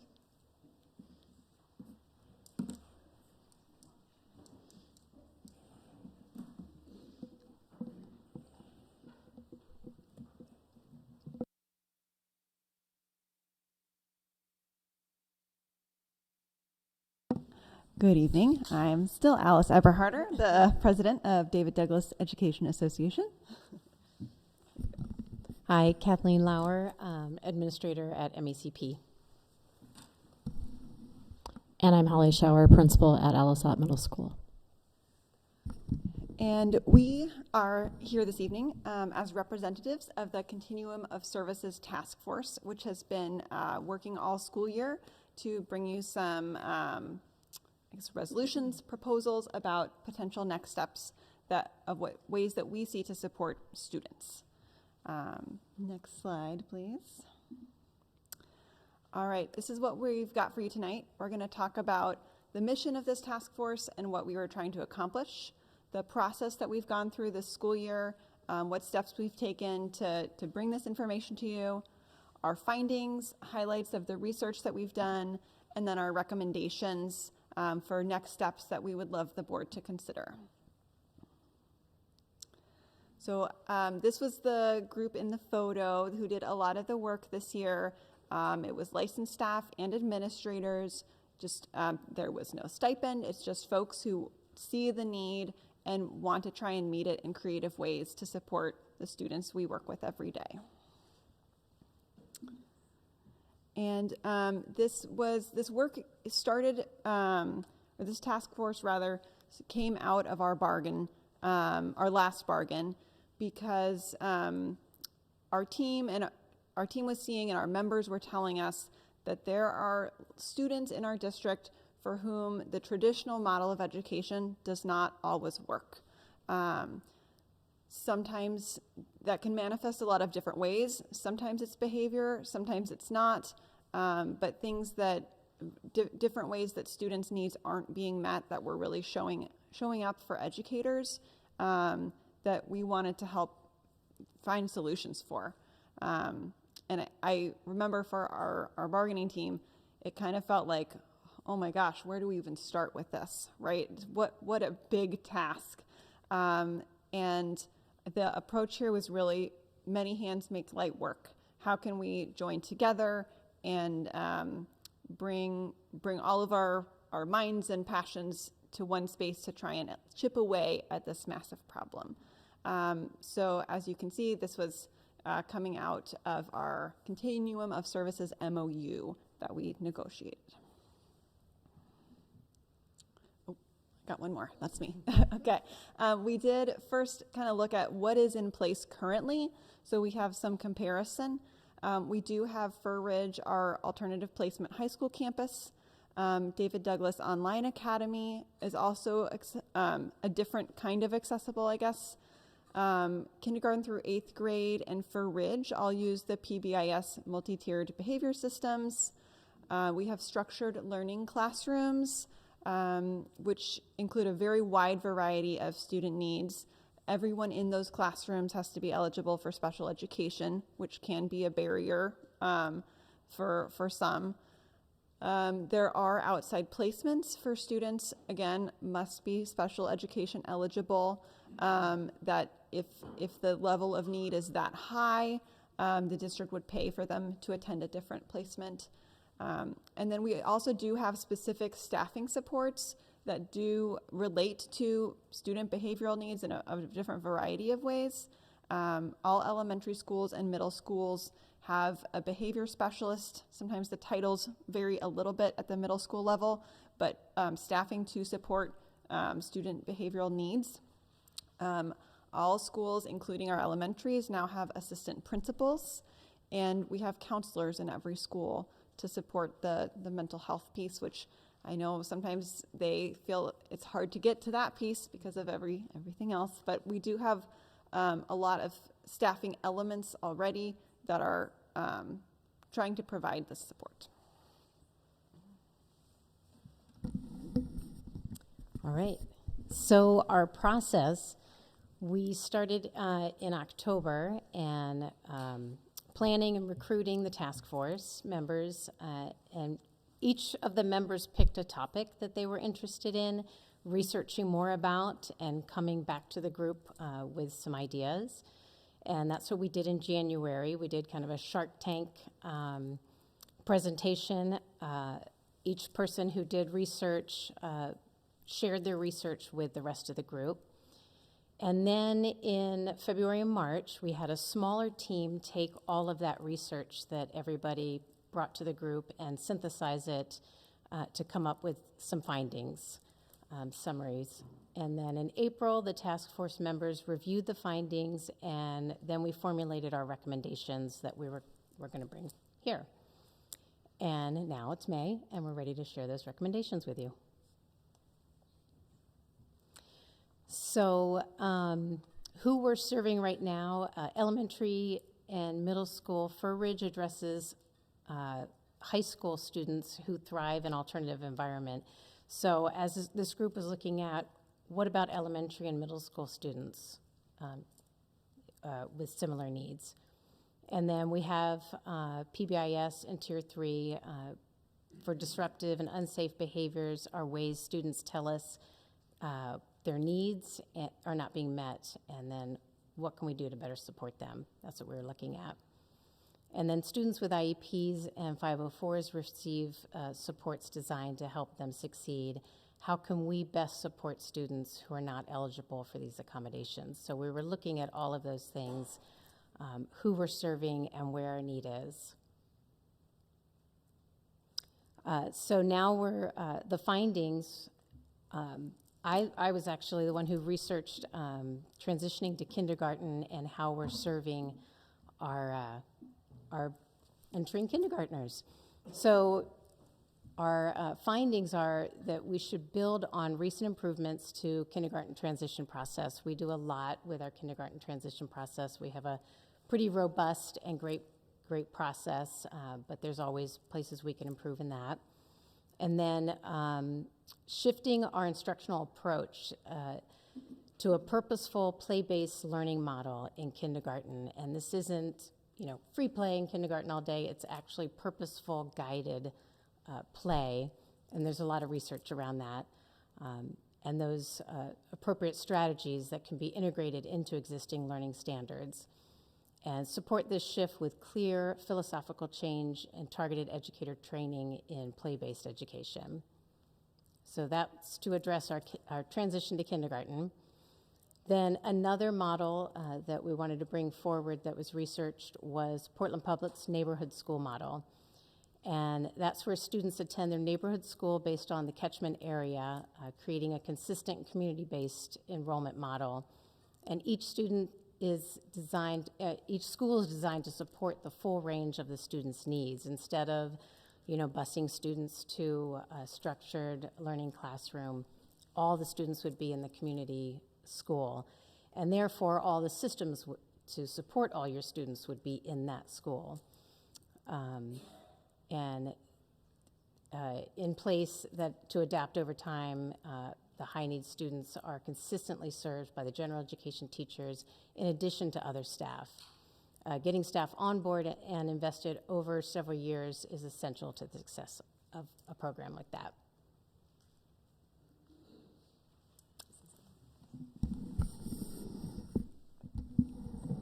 Okay, so moving on to middle school research for what's out there for different types of programs. One of the things that we found was an alternative education program for disruptive youth. I think the one that we ended up doing most of our looking at was something based out of Pennsylvania. That's this first column that you see here. It's an off-site program providing temporary placement for academic and behavioral support due to disciplinary or safety concerns. But the goal is transitioning back to when goals are met. And I'll say a little bit more about that in a moment when we're wrapping up some of the ideas before questions. Another thing that is out there is a short-term SEL-based program focused on skills. It's not totally unlike the one in the first column you see to the left. It's an off-site short-term program providing relationship-based instruction to help build academic and behavioral skills with the goal of reconnecting with the home schools. And then lastly, a category that's out there is a hybrid online model where a lot of the instruction is online, but they have an in-person component, and it's designed for students who have been excluded from their free and appropriate public education based on behavioral concerns. And a couple of these that we looked at, there's a local one, PPS's Reconnection model, and then also we linked one here out of Louisiana School District. There's a model there. Now you might wonder what the dollar signs are or represent at the bottom. And when we were researching, we put things into different buckets of doesn't cost any money, might cost a little bit of money, probably cost a lot of money. All of these middle school models that we were looking at would probably cost a lot of money because sometimes it involves a whole new facility, it involves different structures, it involves staffing, and obviously even though we're not in a time right now to start talking about things that cost a lot of money or actually implementing things that cost a lot of money, it's never too soon to be talking about those things, especially when it concerns addressing student needs that are currently not being addressed. Next slide, please.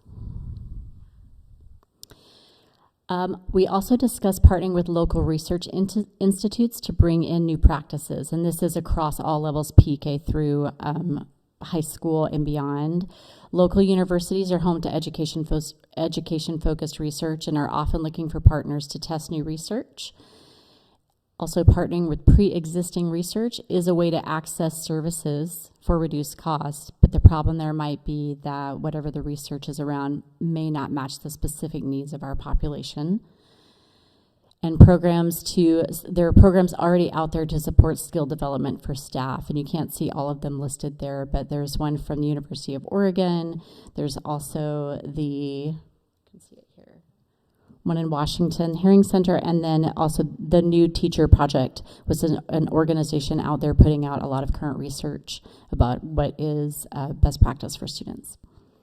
And then on the other side here, we have adapting multi-tier systems of support to match the current need. So you heard in Alice's introduction a lot of the current supports that we already have in place, such as full-time counselors. We also have community partnerships with some mental health facilities.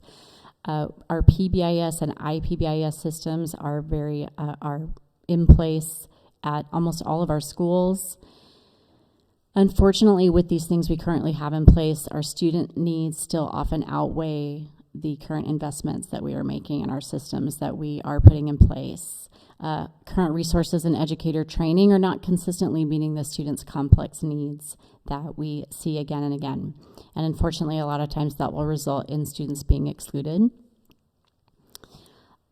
Before I get to the recommendations, I do want to say that in all of this work with the task force, just full of a lot of caring people, I kept thinking of a student that I have worked with at Alisat Middle School, and this student is a 7th grader.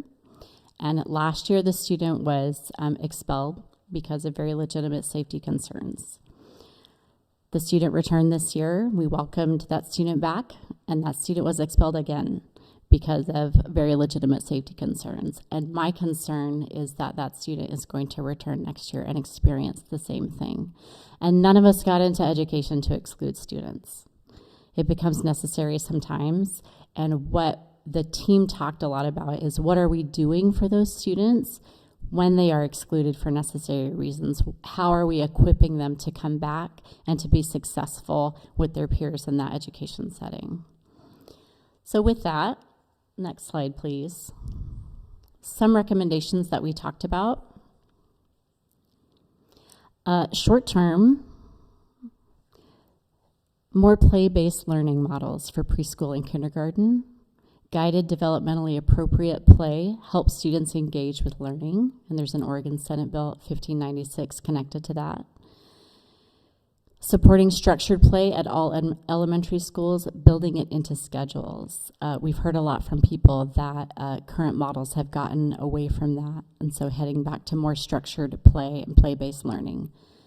And next slide, please. And then for long-term, thinking about something more along the Fur Ridge model for middle school. This could be a program, not necessarily a separate building or a campus. Some possible next steps related to that could be interviewing families and students about what barriers might be, interviewing our families who choose the DDOA model instead of the traditional school about what their barriers might be to thinking of the general education setting. And then considering both short and long-term options to help middle school students build skills and potentially reintegrate into typical classrooms. And so it's important to start now planning if we're going to be thinking about that long-term process.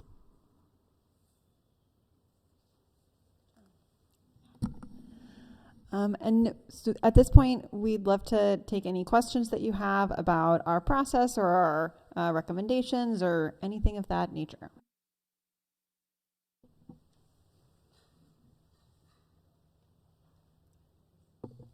I had 2 questions.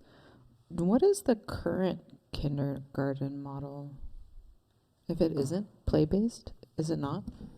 I would say it is not. I think my understanding is that preschool is there is a lot more flexibility in preschool, and play, like there are, like, they build in the themes, right, and they have excuse me, more play-based time. Once you get into kindergarten, your day is quite regimented. The same kind of similar, like, reading group models as 1st and 2nd grade. The play, most of the play comes at recess. And there's someone behind you. 20 minutes of play at recess. Yeah, please. I was also a principal at the, sorry, go ahead. Sorry, that includes lining up both ways. It's not 20 minutes. I was principal at the elementary level, and some kindergarten teachers have to be very intentional about building play in. It's something that other things that are required of them end up suffering, such as math blocks, reading blocks, which, all those things are important too, but it's definitely not the norm. Teachers have to be really intentional about it. Thank you. I just want to shout out Shannon Peters from Wales, kindergarten teacher. Thank you. I mean, personally speaking, I have issue with that as well. And into the higher elementary grades, because my own kiddo reports that sometimes the classroom is, I don't know a better word than reprimanded, but recess or movement break is taken away because they didn't meet expectations as a class. And I highly disagree with that methodology. So I was a little surprised by that kindergarten wasn't play-based, because my student didn't go to kindergarten here. And then my other question was there any research on the effectiveness of the programs like PPS Reconnection or the one in New Orleans? Do we have any information on if they're working and how long they've been doing it? And we did get information about that, specifically the PPS one. I think our team member who dug into that was kind of interviewing folks who were involved in it to try and understand it better. My main takeaway from what they shared with the group was that this system was being implemented at multiple schools, and the school where it was the most successful is one that had a long on-ramp of getting teachers on board and informed about why we're doing this, and and that brought the most success. If it was like, okay, we're doing it, nothing else, there was more resistance, more lack of understanding, less investment in kind of patience with the process. Do you guys want to add more? And the short answer is that there aren't a lot of longitudinal studies out there that show the effectiveness at this point. A lot of things are still being tried. Thank you. Okay, I have a couple questions. The first, I don't know if you all know this or if someone up here knows this. Does Preschool for All dictate anything with how we have to teach preschool? Or because I know they dictate certain things. Is there something that Preschool for All dictates? There's curriculum standards that they provide. So there's like set materials like within like context of like similar to standards. They give them like within this scope you need to teach these things, but it is a play-based curriculum. Okay. So this would still work under that funding mechanism for Preschool for All. So that's good. The other question I had also about around funding, because that's all I think about nowadays, apparently. I saw all the money signs. Do we have any actual idea of ballpark numbers of how it would cost? Because then I could do the other work of, okay, this program costs maybe around this much, but we're actually spending this much doing this and this much. And so there's a lot of ways to look at that, and I know you won't have all the pieces, but if you have any of those pieces, I won't put you on the spot right now, but if you, in your research, you came across any of those numbers, I'd love to see them, because I do know there are much better ways we could be serving students, and seeing all those things help me. So. No, I'm happy to say, just to answer in the moment, I don't think we have exact numbers. The goal of the task force was really to start as broad as we could and cast like a wide net and kind of see what came out of that.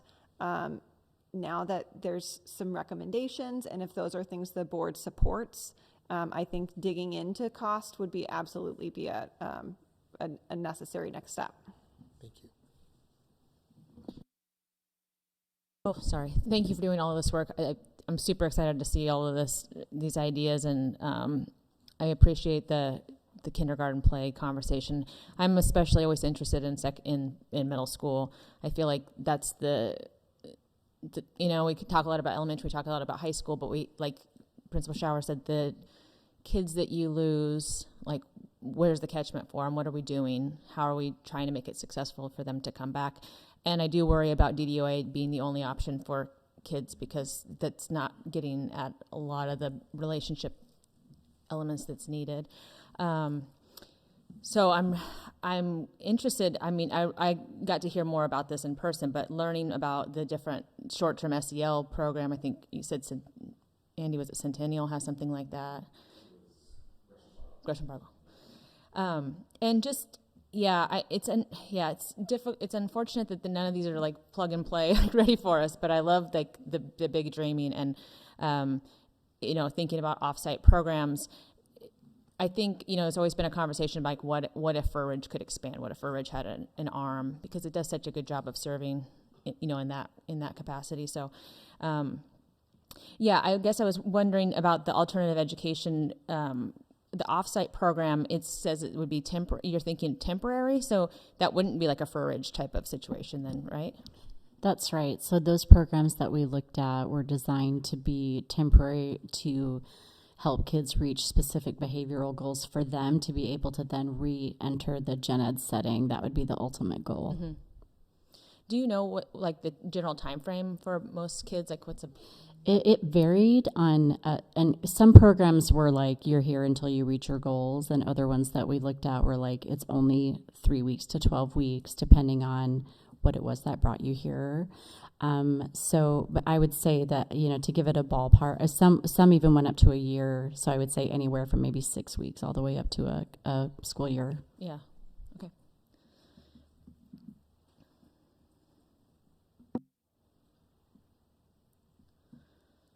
I guess my other question is this: you're asking the board to consider these things, but do you have more like we want a direction that's looking at this area more specifically, or like what?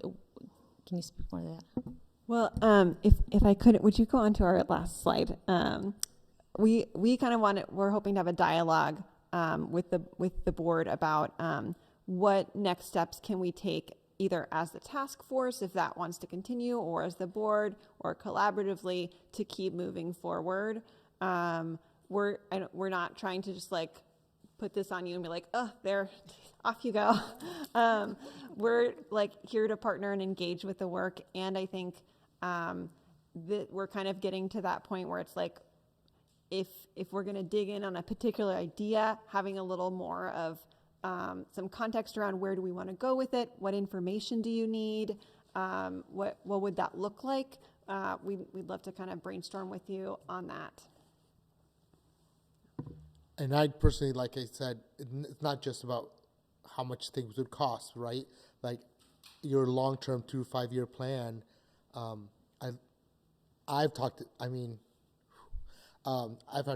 had long conversations about some of these long-term plans with Tay, right?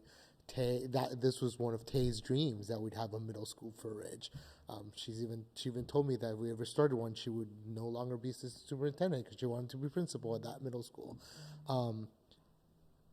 So like having not just budgets, but how much space would it take? What are we looking at, right? Those kinds of things are so helpful, because that's something I would love to move forward with, right? And also the play learning models, like what are the things we need to get implemented, and work with the appropriate people to see how we can implement it. I think that would be helpful for your task force. As people have a million things they're doing, you already have a task force that's been learning about this and working on this, so you're probably the ones that would do the best job at coming up with this information anyway. And I say this as a person who sat on many things at the city that we didn't get tasked with the next thing because we know what we're doing. That would be certainly something we'd appreciate, and I could help you champion for sure. Thank you. I would like to point out that I think one of our public comments supporting the soccer agreement directly referenced play leading to academic success. And I would love to see play not just be a kindergarten thing or a first grade thing, but all the way through CTP age thing. And I know I've a couple years ago talked to this board and advocated for even playgrounds at middle schools instead of just loafing around fields for 20 minutes at a time. And also share with Director Jordan the concerns of movement time being a carrot instead of just that. And I just can't imagine taking that movement time away from kids and expecting them to pull it together.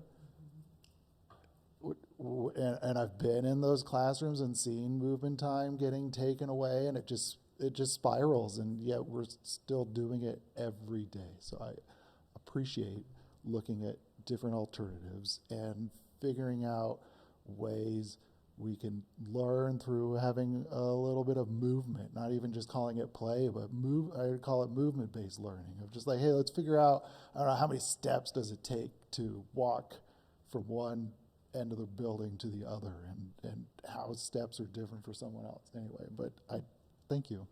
I support the play, if that wasn't clear, and I'd love to see, I feel like that's a low-hanging fruit that could move forward pretty easily. So I've got a third grader now, kindergarten, pretty good movement, first grade. Every now and then the teacher could tell, this is going a little bit sideways, and she kind of structured it in two, where they'd put on a learning video of movement. And so it's goofy dancing around the classroom, and the kids loved it. And then second grade, it just kind of stopped, and third grade, nothing happens. And it's just expecting these kids to sit still. You could look out at adults in the audience, they could barely sit still for the last 2 hours. I've seen people coming and going, and which is fine. It's just sad when we expect little kids to do that. I think that what we need to do is exert some leadership here, because I don't think it's fair to the task force to sort of like tell us. I think we need to hopefully collaborate.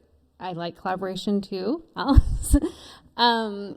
But I think that the question is, how do we want to move forward with some of these ideas? I mean, I personally saw some that I prefer more than others, and I'm sure that you all probably have things that you prefer more than others, and it would take leadership. So I would say that leadership, or the expertise, the subject matter expertise that you've developed, leadership from the administration, from from the board, to collectively move some of this forward.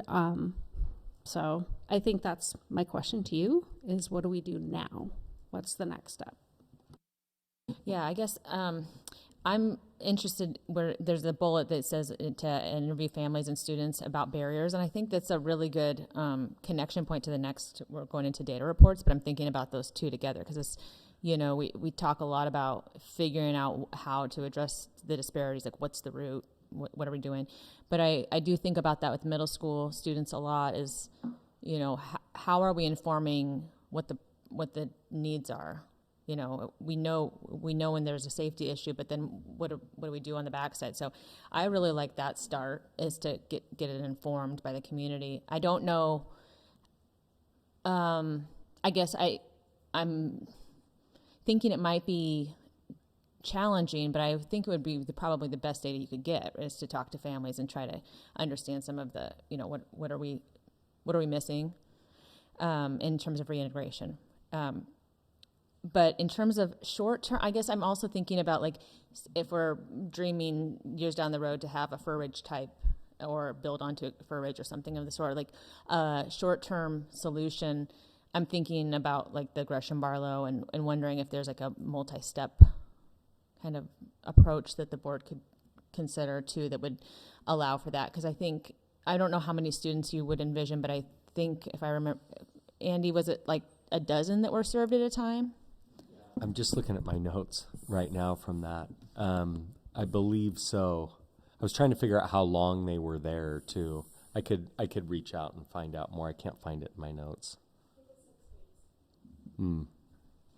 Seems like if it was launched in unison, like some good background data together with some students, that data informed the process. It could be very useful. And I really appreciate all of the piecing together of all these different ideas, because it's a lot of expertise there. But I agree, Stephanie, that I think we need to have some sort of directive, and I'm not sure exactly what it is, but I think it's the. I think the board needs to give a directive. Yeah. Yeah, I would be so bold as to take removing movement time as a punishment off the table for any classroom. Figure out how that works right away, because it's almost like locking kids up in rooms, and I don't think we're supposed to do that anymore.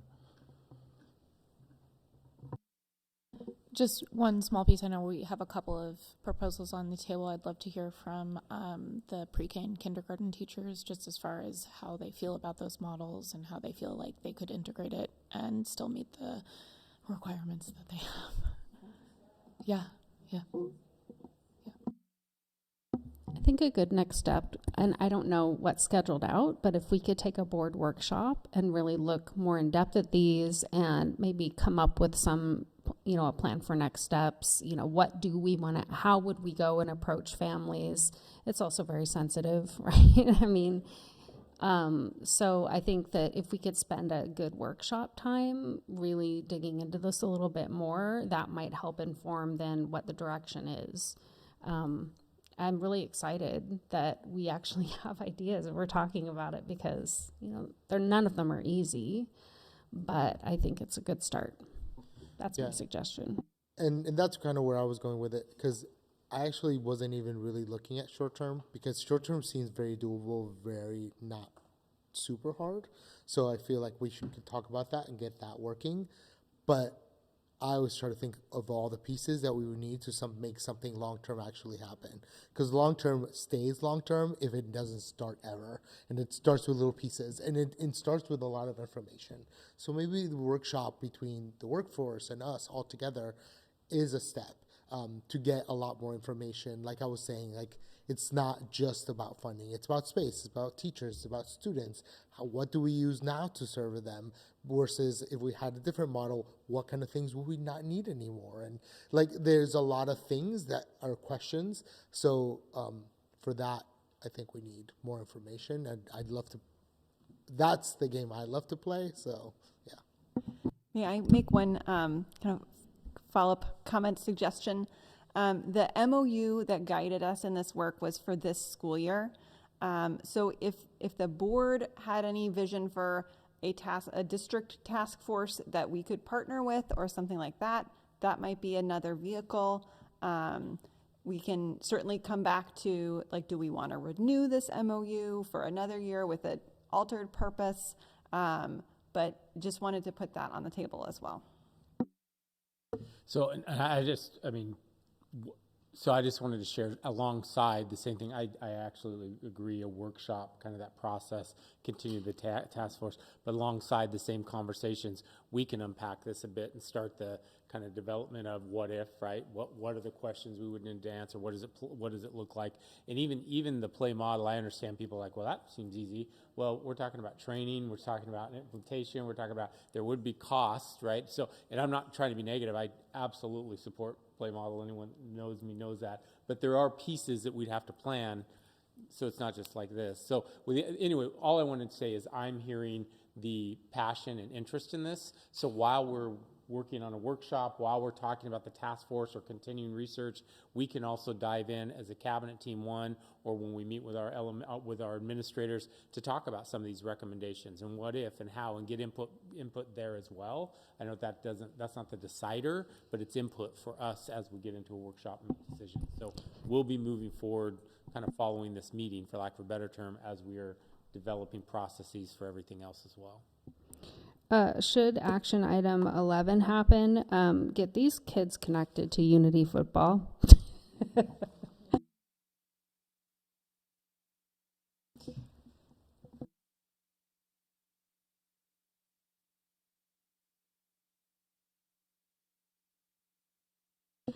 Yeah, and I don't know if this needs to be 2 workshops, because I'm thinking a lot about Brooks' end on this, and I know Kathleen, when you were talking about this is like an it's not just a play more conversation, right? This is a whole ideology and bringing on. Thank you for Yeah. saying that, because we weren't involved in the committee, and definitely I know the state's going to be defining. The bill goes into effect in January of 2027, and they're going to define what, free play, guided play. And so, it's really like learning and play are not either or. You can do both, but it's with great intentionality that you're still making sure that you're teaching to the standards and the rigor of the standards, or else we're creating another issue. When we have an incredibly short day, an incredibly short school year in Oregon, we're not going to have kids necessarily prepared to be third grade readers and mathematicians. And that could, if we swing the pendulum just to be free play. So it's with great intention that we still align that work to the standards and train, and what does it look like, and in alignment with our high quality instructional material. So it's big work. It's good work and it's big work, but it's not just as simple, I don't think, as it seems, to make sure that we are still preparing our students to graduate, even when they are kindergartners. Right. So yeah. Right. Yeah, that's why I think these are two amazing, great topics, and we should give them each the time that they need. But I don't know if it's an action item, and I'm wondering about extending the task force. Maybe we should come back to that next. I think the idea was to talk about an MOU within the bargaining agreement. Well, but this isn't, to extend it. yeah, so that would be in the context of bargaining, yes. It does not have to be. No. It doesn't have to be, okay. Yeah, I don't think Just that an MOU, agreement. I don't think we'd bring to, we absolutely can, but I don't think that's part of the current bargaining Okay. process, if that's what you're Thanks. asking. Yes, It it is was. bargaining, but it's kind of a side conversation Got it. between groups. We would keep the board involved, and we can kind of move forward on that. Was one of us, the board members, on that task force? I was. Okay, that's what I thought. Okay, Yeah. good. That's why I know a little bit more. All right. I think I'm going to let you go because we're trying to get caught back up. But thank you very much, and we'll loop back around soon. Thank you. All right. On to data reports. Mr. John May and Florence, correct?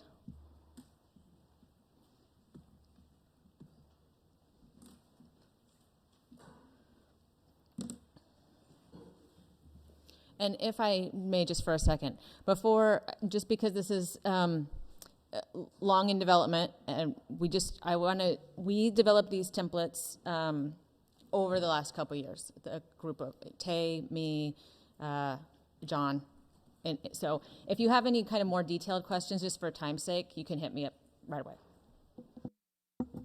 Yes, by all means, direct them to Heather directly. So. Before I start, please indulge me for just a moment.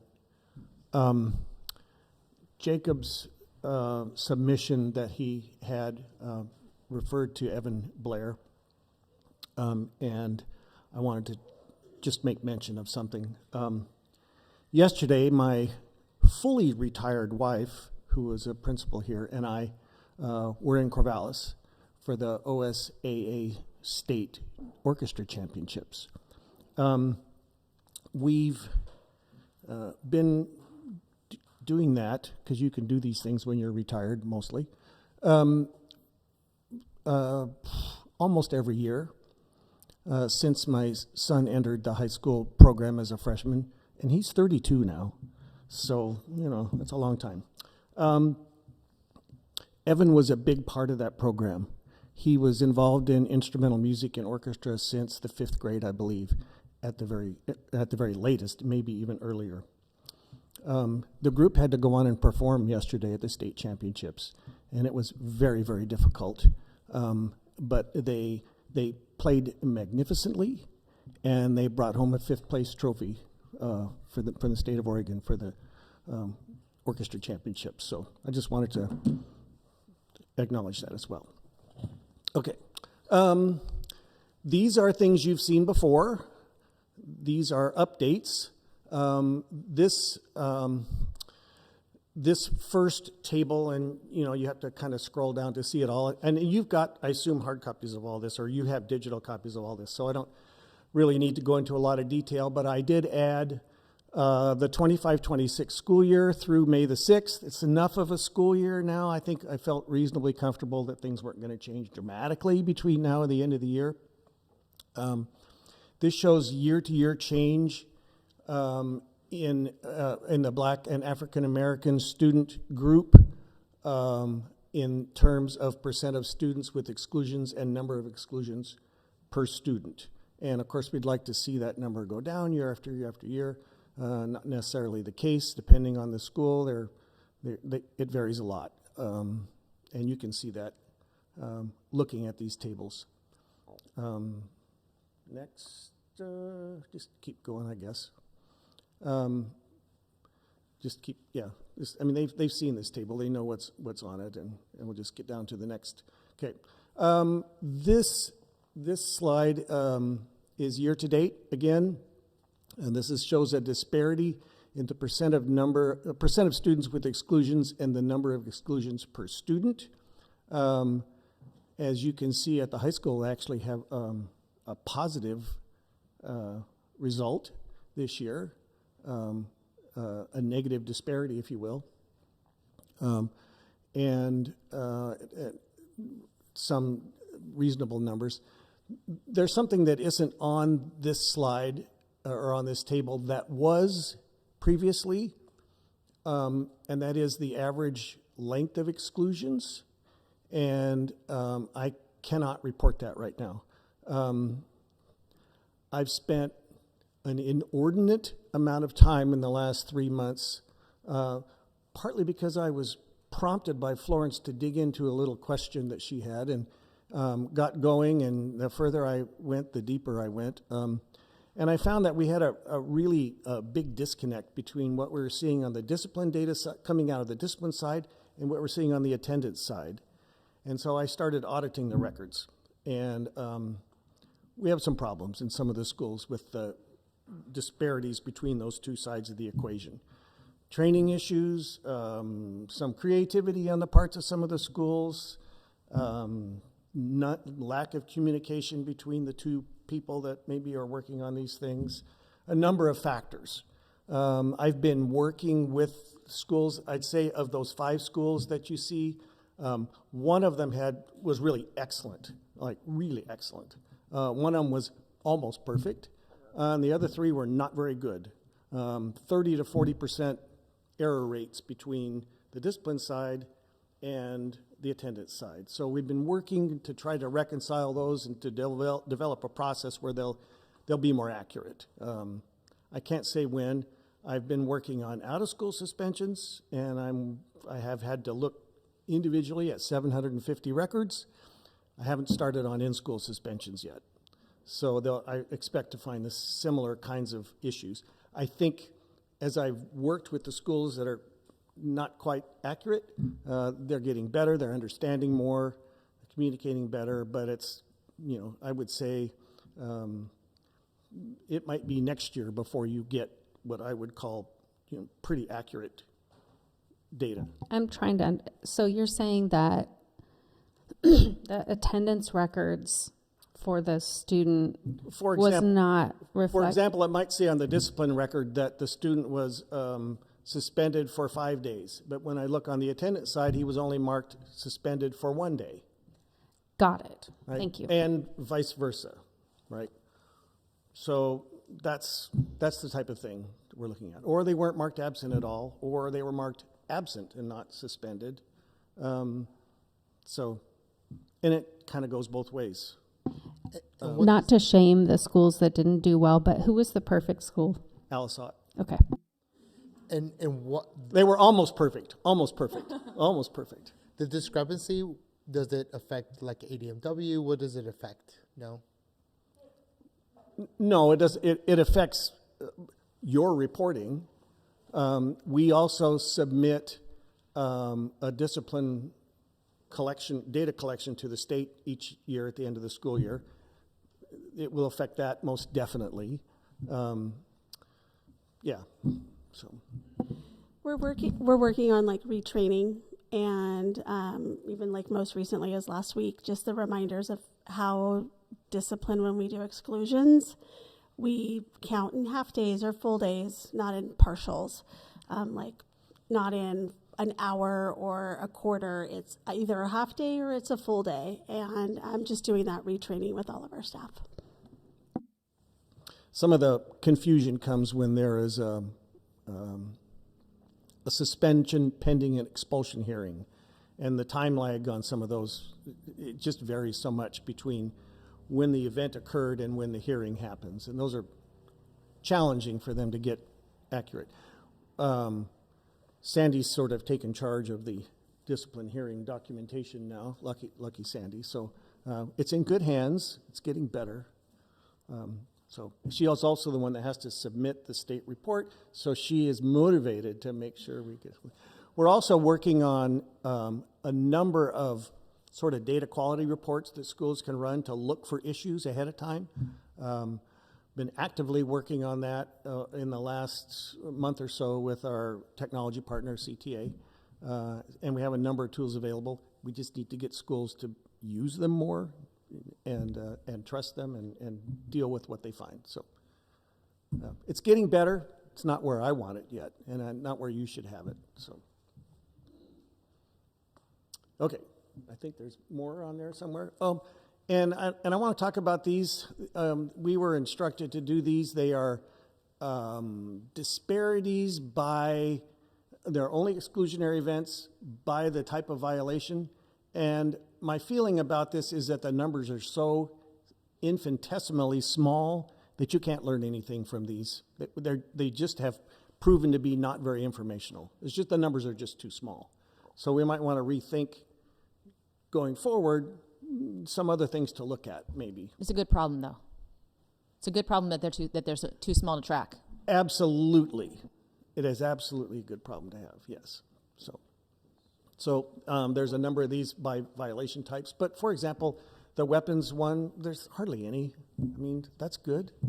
And we thought, when we first started doing this, we thought these might be pretty informative because of the number of exclusions, but the numbers are just too small, especially when you get down to the school level. If we looked at this at the district level, or maybe at the middle and high combined level, we might learn a little more. But at the school level, there are, as you can see, like at the high school, they're like 0, right? So you just can't show a disparity when there's zeros in the equation. So, okay. I think that's really about it. Oh, there's one more thing here. I don't remember if I included this last time or not, but I started keeping track of this. I don't remember, Heather, if you asked me to do this or not, but I just did. This is the percent of black students with no exclusionary discipline each year since, I think if you scroll down, there's about 8 or 9 years on here, something like that, since 14, 15, yeah. And of course, we'd like to see that number going up. And it's definitely been trending up post-COVID, I would say. So that's a good thing. One quick thing from the charts that don't tell us much. One thing we did talk about is why are we excluding kids for cutting class? And they mostly are, but they aren't at LSI. So I was wondering if we're still excluding kids for cutting class, which is exactly what they want. My understanding is we are not, but it's on there. So I'm not quite sure. We do have some times, and John might, I don't want to try to make an excuse, but there are times they cut class, and then we also did something else while we were cutting class and something. So there's like 3 incidents in one. I'm not saying that's what's happening here, but we'll ask again, we'll circle back around. But I know that sometimes does happen. It's part of, it could be explaining some of that. Shouldn't be. I don't know what to make of that. And just to elaborate on the good problem, remember when we started looking at these data, a lot of the conversation was drugs, This is right. and fighting and weapons being the drivers of suspensions. And we were talking a lot about parsing out some of these more subjective. So that's why truancy is in here, and that's why we were looking at insubordination, because to look at these kind of ideas that are a little tougher to pin down, and what are kind of the big drivers of, does the data back the stories that we hear? So to see that there's zeros and that there is no disparity because there is no exclusions for those things, we could stop tracking certain violations. These were picked specifically at that time, but, tracking any certain violation type was just a decision out of to have a mix of the two. So I guess the big question is, there's some places like at Alisat where exclusions have gone up, or Fur Ridge, they have gone up. But if all these that we were tracking before because they looked high are now all very low, why are they getting excluded? No, this is just 5. This is just 5 of the probably 30 types. Yeah. What I'm asking is, which are the ones that are now high? That are going up. Yeah. But something's going up. Well, High in general or by disparity? Because the point of this is to look at disparity. I think he means the disparity increasing. Because, you can see fighting, there's a disparity at one school, drugs at another, but they're not consistent. Heather, if I could interrupt for just a second. Yeah, please. Florence just brought over her copy of this same report, and it actually has numbers on it that are not on yours. And I'm not quite sure how that happened because they have the same date, but I believe that hers are correct. John ran both of them just to be really clear. Yes, I did.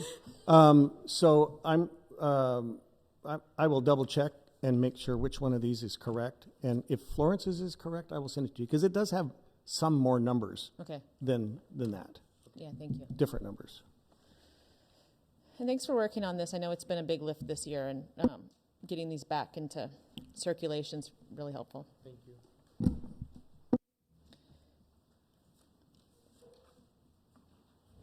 Any last questions for John or Florence? All right, then we'll keep moving. Thank you very much. All right, now we are on to the agreement with Prosper Portland for street soccer and Unity football. Pat. Yes, and so I think Joel with Prosper Portland is here tonight, and I think they have a presentation that we can pop up for them. Is that, can we pop up the presentation? Yeah, thank you. There we go, perfect. Thank you so much. Thank you, Superintendent Richardson, and as well to Pat. Appreciate so much hard work on the staff end going into this. Thank you to the board chair and board members. I'm joined by Amy Nagy, our development director this evening, as well as Wandi and Saul, who you met last November, and have had such a great community impact. And obviously you see some of that and heard some of that here from the room, and obviously encourage additional dialogue with the organizations as we continue to develop the relationship with the school district. Wanted to walk you through these slides, which kind of capture where the conversation started last November, and then bring you into what we have done with an engineering firm here locally, and then walk through a couple of the budget considerations and a few additional contextual things that I think can help you make a strategic decision for the district, but as well a community-based decision, which is what we're hoping to arrive at a wonderful compromise between those two. You can go to the next slide.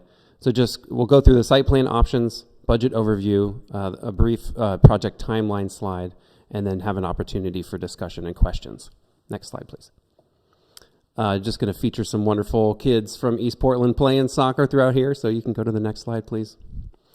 So this is in the staff report. It is mentioned that there was an early conceptual site plan that was developed as part of a kind of a previous project. It was a big 10-acre project with Generations, and it was developed in 2018. And so we had showed this before. We had seen this and discussed this with staff. And as you can see, the soccer field is kind of placed in the middle of the Elks property. And so part of our inspiration was driven by this original design, and we know that there clearly are additional development considerations that would need to happen in the future, but knew that at the very least there was a starting place here. And so on the next slide, One of the options that we presented in November of 2025, which we called our preferred alternative then, was to have a full pitch in the middle and a mini pitch up in the top right, with the consideration for having that northwest corner being a community asset where we would maintain some of the mature trees, have an opportunity for a pocket park, and since then we've even identified potential funding sources for that. On the next slide is where we've ended up. So AKS is the engineering firm that we've been working with. They've been working with Street Soccer USA.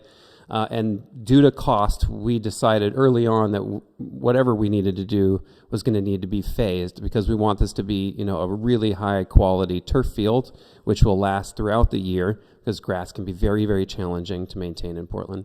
And so in this case, we would, in phase one, be able to complete, essentially it was a U12, a U12 pitch, which would make sense for an elementary school size. Be able to do additional landscaping all around that and reseal and treat the parking lot area and maintain some of the tree coverage in the south part of the lot, but essentially being able to maintain this pocket park. And then in the second phase, it would allow us to start doing soccer and then as well be able to develop some of these additional community amenities. And so those would include a pocket park, an additional mini pitch if that made sense for the community, or we've even seen interest from other sports organizations in lacrosse and in other sports organizations outside of soccer who are even looking for additional ways to find pitch space in East Portland. And then the paved plaza, which offers another opportunity for community gathering, family spaces, as well as some equipment and kind of like classroom space for kids who would get programming next to the soccer pitch. On the next slide, you'll see option 2, which we presented as well in November. This one is, essentially a full-size high school pitch that would be right up at the top of the field. And would kind of, abut the corner of 99th and Pacific. And on the next slide, you'll see we provided another AKS engineered site plan. The pitch would be 190 by 300 feet, so a little bit longer, but a little less wide in order to accommodate that, wonderful curved road that we've all been stuck with since at least a decade ago. That would also include landscaping and the parking lot treatment in that first phase. And the phase 2 would only be a paved plaza. We would not have enough room to do a significant parklet in that second phase. There may be opportunities to have some greenery below the soccer pitch, kind of in the middle, but otherwise that would be kind of a minimal impacts to that middle part of the field. And then on to the next slide. We're going to move into a budget overview. This is Saul awarding some kids. Love it. All right, next slide, please. Okay, you might want to move, there we go, all the way to the right.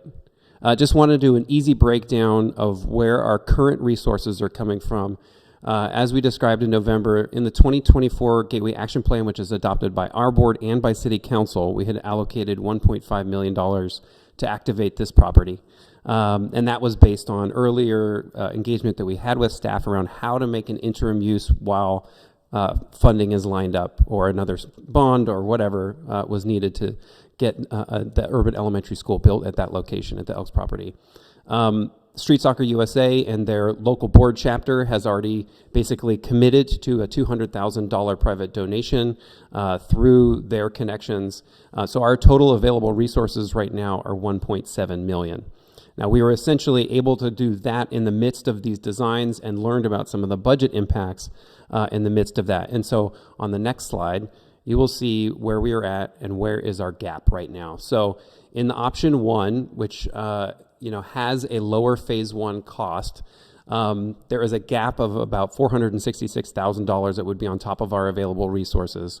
The phase 2 improvements would be more expensive for that option 1, but roughly speaking, the total price tag for the both of them would be about the same, but we would essentially be able to advance the soccer field more quickly with a lower capital campaign. So these two things here, we have a gap of $466,000, and on option 2, which is the full pitch, a gap of $837,000, so about a $370,000 difference in costs. On the next slide, and the next one, sorry. is our anticipated timeline. So this captures a little bit of where we've come from on the conceptual planning, bringing you the board proposal in November of last year, and then detailing the site plan, design, scope, getting it engineered properly, and then with an affirmative vote this evening, being able to move into the final permitting process, but also have to make considerations for whatever capital campaign is required to cover either one of those gaps. We would love to say that we could shoot for construction this fall. That's both permitting dependent as well as funding dependent, with the idea that we would wrap in 2027. It could take less time than that, and that is where we would hope to be. So if you go to, I think it's the next, if not, maybe we have one more interim. Okay, good. This is really where we want to land for our purposes of putting forward our preferred option, and we are very familiar again with where staff have, I think, articulated a sense of challenge in meeting us in the middle on this one. But I'd love to explore a way to do a win-win for us all here. We believe that the phase 1 budget on option 1 can deliver a field sooner with smaller gap funding. We have also been able to determine from leadership that there may be some flexibility in our 2024 action plan in order to cover that gap more quickly with a board vote in June, in which case we could move into permitting construction earlier this fall. It would also maintain the community-supported parklet. As you could hear, there was some testimony tonight. I've done a lot of engagement with the Hazelwood Neighborhood Association, as well as a number of District 1 coalitions, and I'll tell you, people cannot lose another tree in East Portland. People are very, very engaged in the community and really want to see some tree canopy, especially in an impacted neighborhood near the Gateway Transit Center, which is a sea of parking. And then lastly, it provides a pathway to additional play areas, whether that's an additional pitch, nature-based activities, whether that's in the pocket park, and we've already identified potential landscape architecture firms that we can work with, as well as I said, some funding, which would come through Metro. They have a nature grant process that we have already identified with them as a perfect place to do some of that. And part of why Prosper, I think, is a really important partner in here is because we have a long-term engagement in trying to fix some of the long endemic issues around the Gateway Transit Center that would impact a future school if it was there, and the ways in which that community can be activated in the immediate term so that we can get to that school and the community be safe and active and thriving. And this is, again, and the work that we've been doing in the community have seen this as a stepping stone. And the win, as I put it to someone else earlier today, it's been a game of failing dominoes falling into place for 20 years, and we have been trying to put the right dominoes into place. And of all the things, this is the one that's really coming together quickly. And we know that the city council is really kind of chomping at seeing this happen, as well as folks from the different district coalitions and neighborhood associations. So we want to be able to get these things going quickly. We want to deliver this for the community. We want to deliver it for the kids in East Portland and for those that these wonderful organizations are serving. So that's our pitch. I do want to highlight as well that, I think one of staff's concerns, if I may point it out, is wanting the maximum amount of flexibility in the future in order to take care of additional parking concerns and other things like that. So understanding the nature of a kind of flex on the building. And what we'd like to articulate, we've done some research, and most turf fields have a lifetime around 10 years. And that's really the extent of that first lease period. And so if it comes to being that this district needs more space, we could, there is a way to add turf north of where it is and shift it up without losing that pad entirely. So that's, we'd love to articulate some of these things going forward with you, but I'm hoping that tonight you'll arrive at a decision where we can move forward. And I want to open it up for questions and comments. So the site plan that if we are entering into the agreement, and maybe I'm just need to go back and read some more, but are we also choosing site plan during that approval tonight? Which site plan? Okay. And I assume that option 1 seems to be the one that has the most support. My question is, given phase 2 wouldn't happen without additional funds, and in fact there's a gap in phase 1, which Prosper Portland has a way of coming up with funds, that's great. What happens to that phase 2 piece of land? during the interim, and, you know, what is it? If it's not an upgraded, if it's not a pocket park, is it just? So I'm not sure I understand your question, but I'm gonna back up real quick, Stephanie. So there's the phases, there's option 1 and option 2. Option 1 keeps the pocket park. Option 2 pushes the field up north, so there is no, is that the question you're asking, or? I guess it's sort of just, if we went with option 1, Yeah.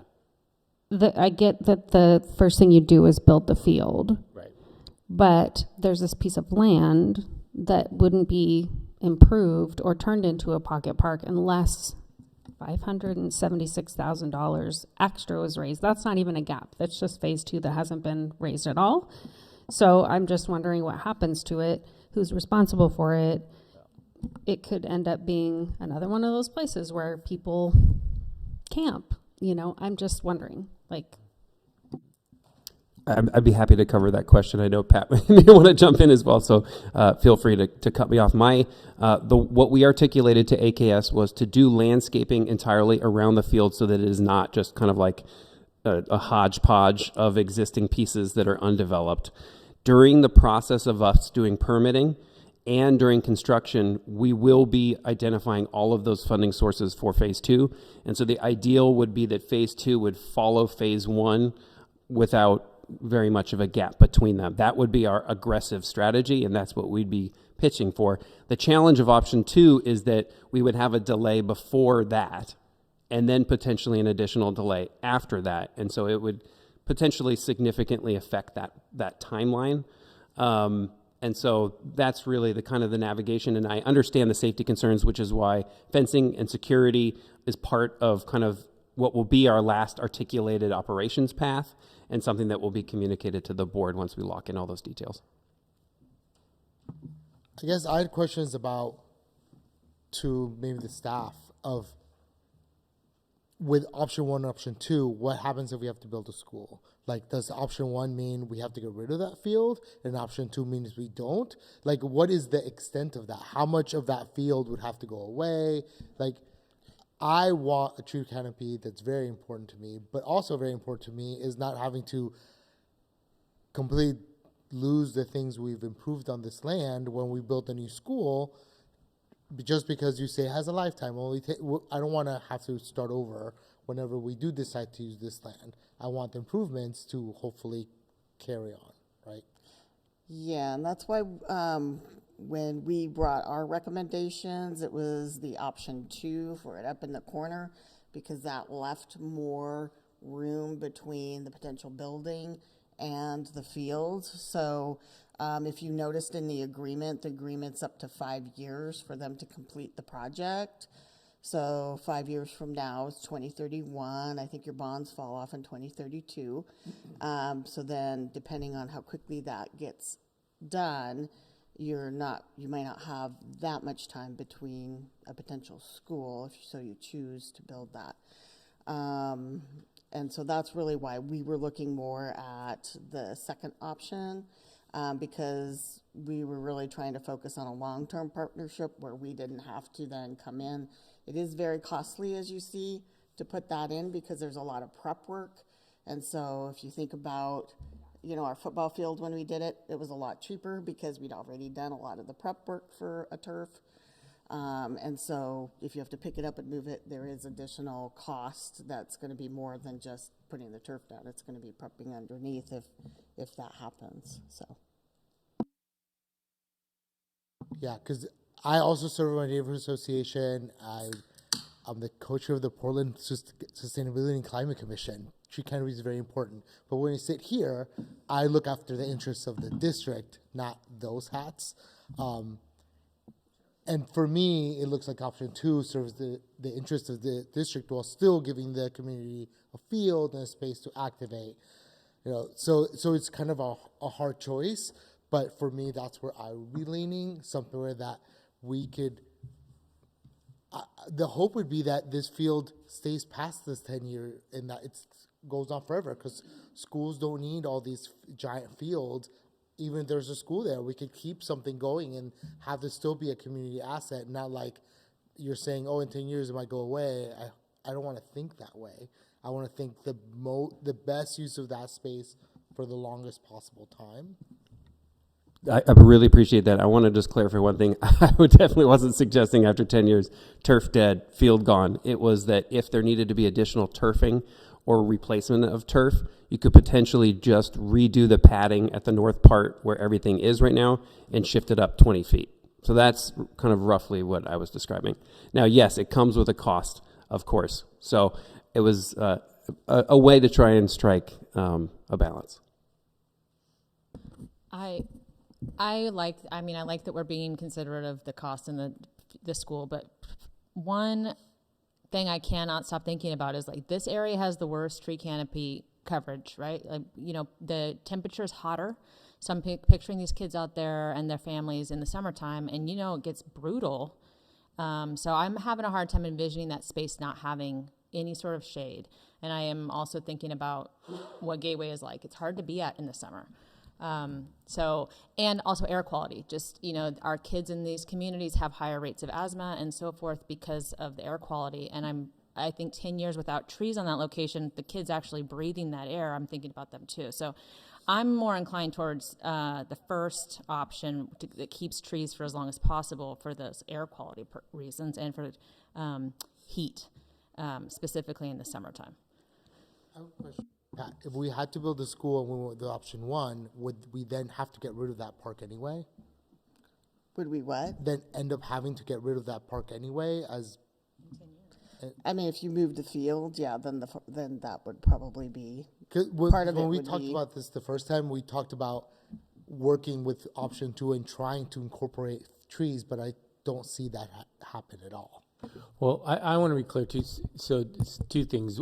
Even the first time we had a conversation, I believe I heard from board members, and it was individual. There was no action that they wanted trees. I mean, I think there's people that said we're not even interested. We're coming to you kind of more with the business lens. So just so you know, I want you to know that the decision we respect either way. We're just giving you the business side of it. The worry is if we when we get the opportunity to build a school and we break dirt, will that field somehow have to ship or move, and what's the impact on it? We just want to be real with that. Now, there is a little bit that it's not guaranteed that will happen either, right? I'll say, when we hire a contractor and build, do you have to infringe on that? Do you need to put it there? I mean, so we don't know a little bit, so I'll I guess just share that as well, as we're in the position to tell you our recommendation, kind of the business side.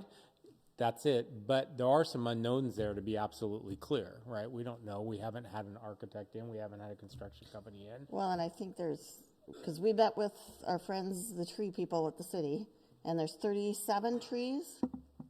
I believe it's 37 trees on the property. 9 of them are either considered nuisance and or deceased. So they don't count towards your penalty, for lack of a better term. They are spread throughout that whole area between the center and between the top. And some of them are extremely large, and some of them are kind of in the mid-range. So I also want to reinforce, Stephanie brought up, and I know Prosper's going to be a great partner, but there is some worry. I mean, the idea of a park, I love. The idea of managing a park, David Douglas School District doesn't have the capacity to manage the park. And if there is some things happening in that park after hours or whatever, we're probably going to get the calls. And just kind of having that understanding, just clarifying right now, that's how we get them now on that property, right? Which it is ours, but parking along the street, we don't really control. And so, you know what I'm saying. I absolutely fundamentally understand. Yeah. So just in terms of we don't have a slide for a 20-page lease for you all. But obviously kind of indemnity and insurance are part of that. That's a pass through Prosper to street soccer. And that would be a sizable, insurance policy. In addition, it would still be within the fence. And so it would not be a kind of open parklet that would, kind of open to the street, so to speak, right? It would be meant to be a place for families to gather during open hours where there is practice play. So it's not a community park. That's correct. How many trees are in that parklet, and how many trees you're going to be cutting down? Does it say? It's about, I think, around 10 or 11, and most of them are mature trees, Douglas fir and other pretty sizable mature trees. Yeah, so you can see on this design, you see those little dots up there? Those are the trees, so you can see in the grayed out area, the trees, they're all numbered. Yeah, essentially each of those white boxes is like pointing to a tree. But So you can see they're spread throughout. And the parklet that we got testimony about wouldn't be open to the community that wants the parklet? Yeah. So it wouldn't be open to them? No, it would be open during the hours During when operating, yeah, absolutely. but not- it wouldn't be exclusive. It would, yeah. What would those hours look, or would they match like a Portland Park hour, or is it? Yeah, I believe so. I mean, I might turn to our partners here. I mean, they will do evening leagues. I don't know, Saul, if you want to talk about kind of like definitely. I mean, we'll be there from morning to, let's say, night. So typically a soccer facility is open from 8 a.m., sometimes 6 a.m., depending on who's using it. I mean, all the way to 10 p.m. at night with lights. And we'll obviously be patrolling the area, have the plaza if possible so that we have staff on site walking around, managing, making sure we're cleaning up. Also, there'll be equipment that I'm sure young kids want to use. If we have the space, they can grab a ball, do some playing. And our staff always loves working with the kids. I mean, sometimes you see them struggling. As a coach, you just naturally drift over and be like, hey, we can pass right here. We can teach you how to juggle. We have a class tomorrow, like where your parents, you can come in, as well as Unity. Unity does the same thing. They love their kids. They love bringing in new kids. So we'll be working with them and be patrolling the area.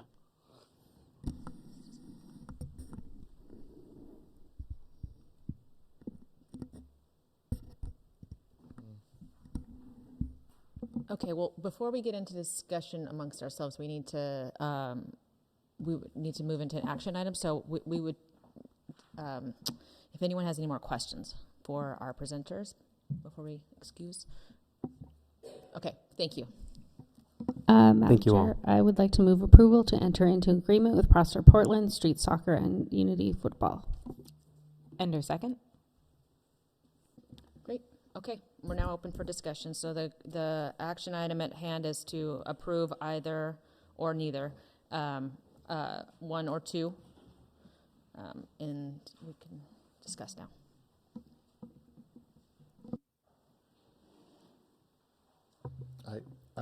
I see my role on the board as yes, beholden to David Douglas, but also representing the community of David Douglas. And I feel like I'm hearing the community of David Douglas saying they like option 1. And I hear the district saying they like option 2. And I think I would err on the side of community versus a maybe this could happen in the future plan, that we don't even know. We might be building schools underground in 10 years because it's too hot to be outside anyway. So I push for option 1.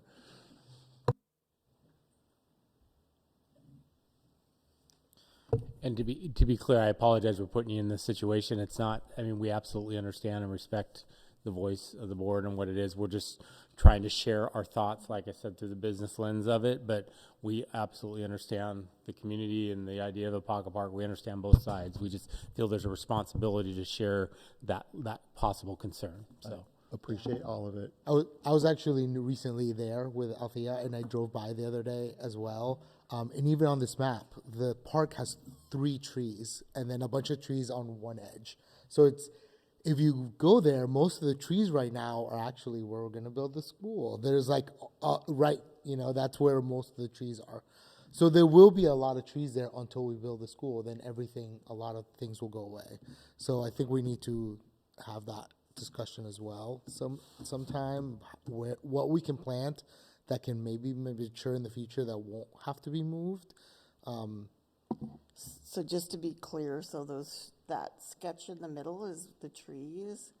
So between that gray area up to Pacific is the 37 trees. Okay. There's about. So they're not counting the They're ones. about split evenly between the top and the bottom. Does the size of the pitch matter? Because that was another consideration, right? We're talking about two different pitch sizes in option 1 versus option 2. One is a full size high school and the other one is not. Does that matter? I don't know anything about soccer. So it matters, right? It's like, it's the difference between different ages, different levels of play to get like 11v11 versus the smaller side that's more like futsal or like small-sided games. So age and competitive level, we have a new women's team starting on Sunday in Portland. They've got another field. They're not contingent on this, but it's just, being able to have those kinds of community events at times will be great. I mean, think about how we debate our Site 2 swimming has the bigger pool, one. right? So you would say option 2 is better for footballers. That's the bigger pitch. Let's go between here, right? So this is site 1. It has this. Oh, sorry, I thought someone was going to toggle. Anyway, there's the small pitch and the big pitch, right? And then site 2. I see what you mean. You're saying between the two big pitches is Yeah. the difference. Yeah, The second one's bigger. not enough to me to kill the trees. Is the phase 2 guaranteed? Would it be guaranteed? Within 5 years. Because like site plan option 1, like a lot of these extra pitches are phase 2. So are they guaranteed if we went with site 1? I would say that the likelihood of a phase 2 in option 1 is more likely because we have identifiable things to pay for those things. And if Prosper was able to cover the difference, all the additional fundraising capital campaign would go into phase 2. The challenge here would be we would struggle to get the phase 1 paved to done, and then the paved plaza being the only thing we can really kind of fit in there. It's a surprising cost. I think it's somewhere around $300,000. And so without that, any classroom space or additional kind of paved area for seating would be contingent on additional capital, like essentially either a longer term capital campaign or two separate ones.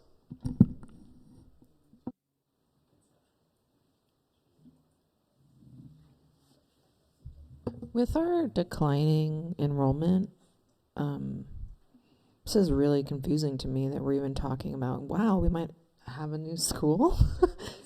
Yeah, so is that the plan? Like, there's a bond? Every 10 years. Well, yeah, if our bonds falls off the tax roster, when it runs up in 31 or 32, then we would probably go out for a new bond, which would be to build a new school or whatever. The schools And that that's we the one have I are voted aging, on, which might not pass. Sure. But if it falls off the rolls that it doesn't cost any likely, if we keep it within the same, it could cost the same tax. It wouldn't necessarily go Yeah. up. Yeah. Essentially, it's easier to pass a bond when you Yes. can say It's revenue it's not going to neutral. affect your tax bill. Right, Or we close already to it, had right. that from you. Yeah. Yeah. That's the question. And also, if they do plan to build this area up, this might be the place to build a school if we were going to replace a school. Right. And Director Jordan, I've had these same questions and have learned that it's eventually becomes cost prohibitive to maintain a school versus just replace Building putting one. a new one in and then having Prosper Portland come back and say, hey, can we put a soccer pitch on the site of the school that you just demolished? Is that the next deal? What I heard. Yeah. I'm all, well, I don't know what we're saying, but I like option 1. I think we need a motion. If we're There is a motion. No, the motion was to bring it. To move the approval of the agreement. Mhm. So I would like to alter or amend that and say I would like to enter an agreement with Prosper Portland Street Soccer and Unity Football to approve option 1. I second that. Any discussion, or you want to vote? Ready to vote? Dr. Stevens? Aye. Jordan, aye. Gamera Jerson, nay. Epstein, aye. Stevenson, aye. Ender, aye. Franklin, aye. Okay, so we have approved option 1 to enter into the agreement with Prosper Portland. Thank you very much. Congratulations.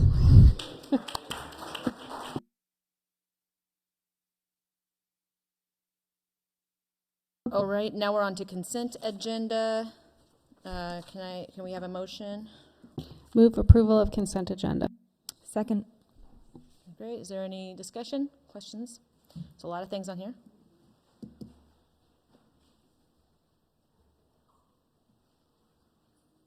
No? No questions for Pat? Okay. Director Stevens? Stevens, aye. Jordan, I. Goodrich, Jordan, aye. Epstein, Stevenson, aye. Ender, aye. Franklin, aye. Okay, and back to Pat for the bond update. I will try to be brief and just focus on a couple items. And so Mill Park HVAC, as we're getting ready to do construction, we did do some checking and may have to do some reinforcement in the roof. So we may be bringing back some additional cost for that because that solar array is going up there. So just a reminder on that. South Powellhurst, we're still commissioning. We're having a little bit of issue on the maintenance shop HVAC. And so they're looking at reevaluating the air supply requirements. It may require some additional equipment as well. Let's see. I think pretty much everything is on track and getting ready. We do have the freezer replacement out to bid. So we may be sneaking that in at the workshop if possible, just because that is probably one of the latest bids we've ever done. And to get that done and ready for school is going to be tough. So it has to be pre-made and shipped in and all sorts of fun things. Bond Oversight Committee meets here in June. So we'll be coming back in July with them for their presentation. Thank you, Pat. All right, superintendent's report. Yes, thank you, and I'll be very brief as well. To start with, just want to thank this board for allowing space at the beginning of the meeting for us to kind of celebrate and recognize and mourn, and so because of that, I know we're over time, but I just want to say thank you to all of you for allowing that in our community. Three couple business items, just to thank you, the budgetary process. You know, it's not over. Next month we'll come with a budget adoption recommendation and ask for your action. But I want to thank you for the conversation. Thanks to our board committee members that were there as well. I know it wasn't easy. I know the budgetary times we're in are difficult. But I want to thank you for the process, the questions, the push, the wonderings, the exploration, all of that. So I really appreciate it. Second, I want to update you just really quick. Again, we can get into more depth later, but wanted you to realize, recognize, and I know you've seen this, but Senate Bill 141 is all about accountability. And the reality is right now we're going through a process in the state of Oregon changing accountability measures. And one of those includes a local metrics. And we will be coming to you probably next month to explain that more detail, what that looks like, and our recommendation of what that local metrics will be. I don't expect that you're all tracking this. I'm just kind of planting some seeds because there's going to be a lot more conversations about it in the state of Oregon and from us as well as we process.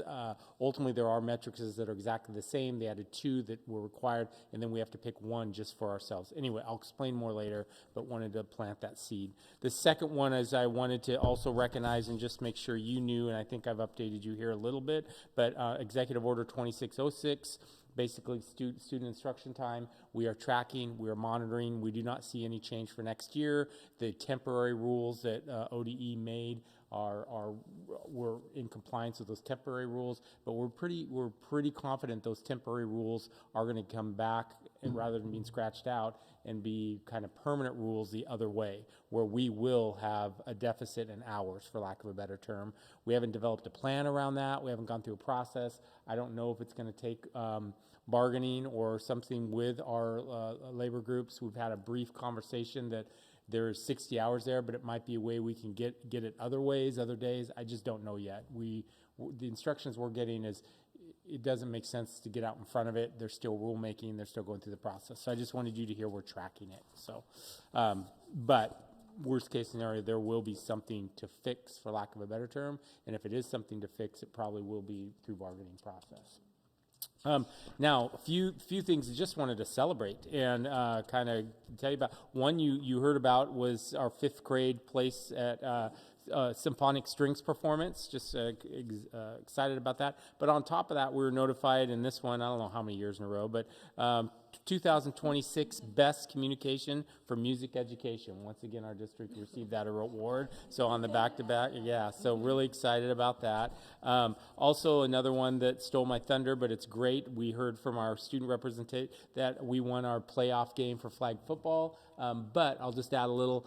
First time we've ever hosted in the playoffs for flag football. Flag football is pretty new, but it was still, we got to host that game, and it was really excited. The community was out, and it was fun to see them win. And it was, I'm not going to get into the score, but it was a convincing win. So we're pretty excited, So with that said, we also, I want to recognize Bryn Richardson. You guys might know, she's our food supervisor manager. You've met her. She's been here before, but she was recognized for the 2026 Newman's Own Foundation School Food Hero. She's a school food hero.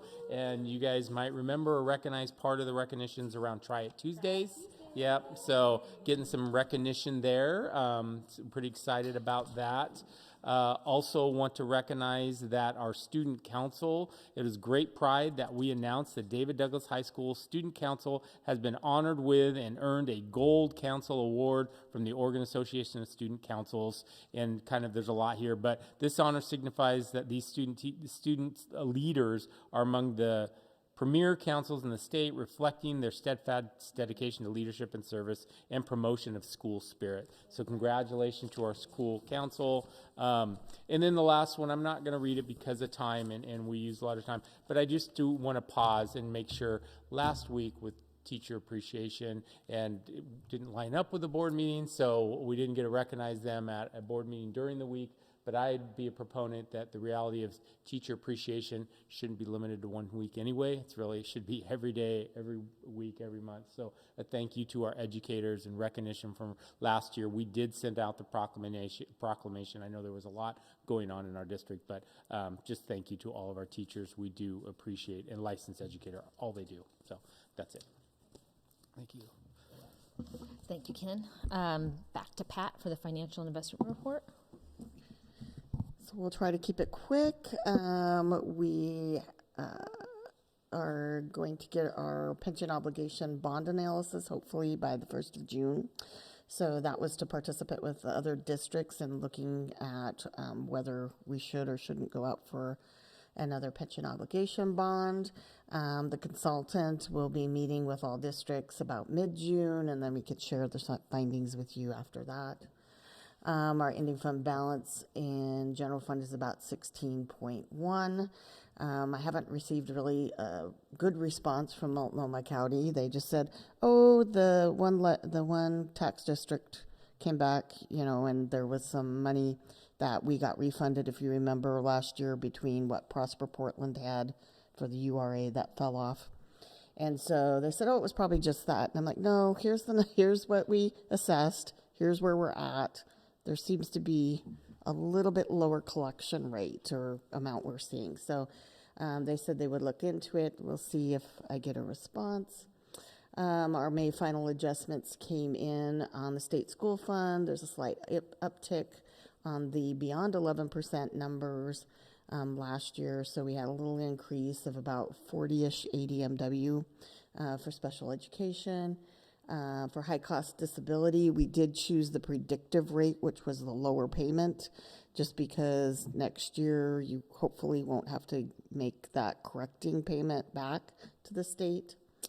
Nutrition Services Fund, we're about 1.7 million for projected ending fund balance.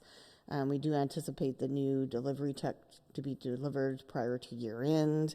And I don't remember if I shared or not, but between the time we ordered the new truck and now, somebody was speeding and lodged their vehicle under our truck.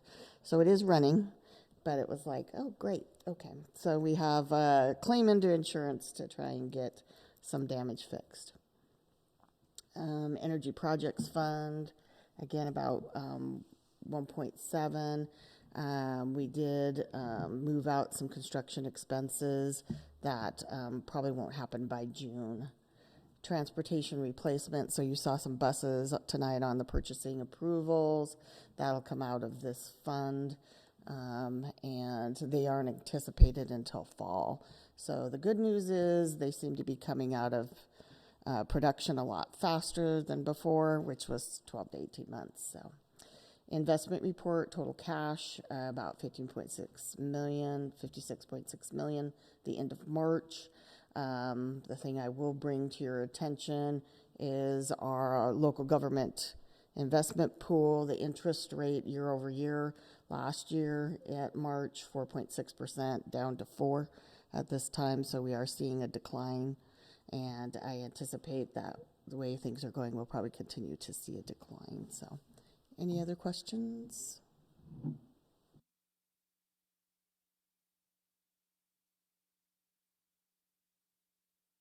Thank you, Pat. If it's okay with everyone, we'll just cut tonight's agenda for reflections, because I think we covered the public comment, and unless there's a pressing report. Okay, yes? I don't have a report, but reflection on comment from DDEA, and I said this last night in our debrief at some point from bargaining, is I would like to challenge the district leadership to grow to hear the word grievance as just, we're starting a procedure outlined in our contract of how to do something, and it's less that people are upset and more of, we've got a process we need to follow, and it's outlined in the contract, and it has to be called grievance. It could be called anything. It could be called party balloons, but it's just a word, and I don't think there's a lot of weight that needs to come to it. So that's all.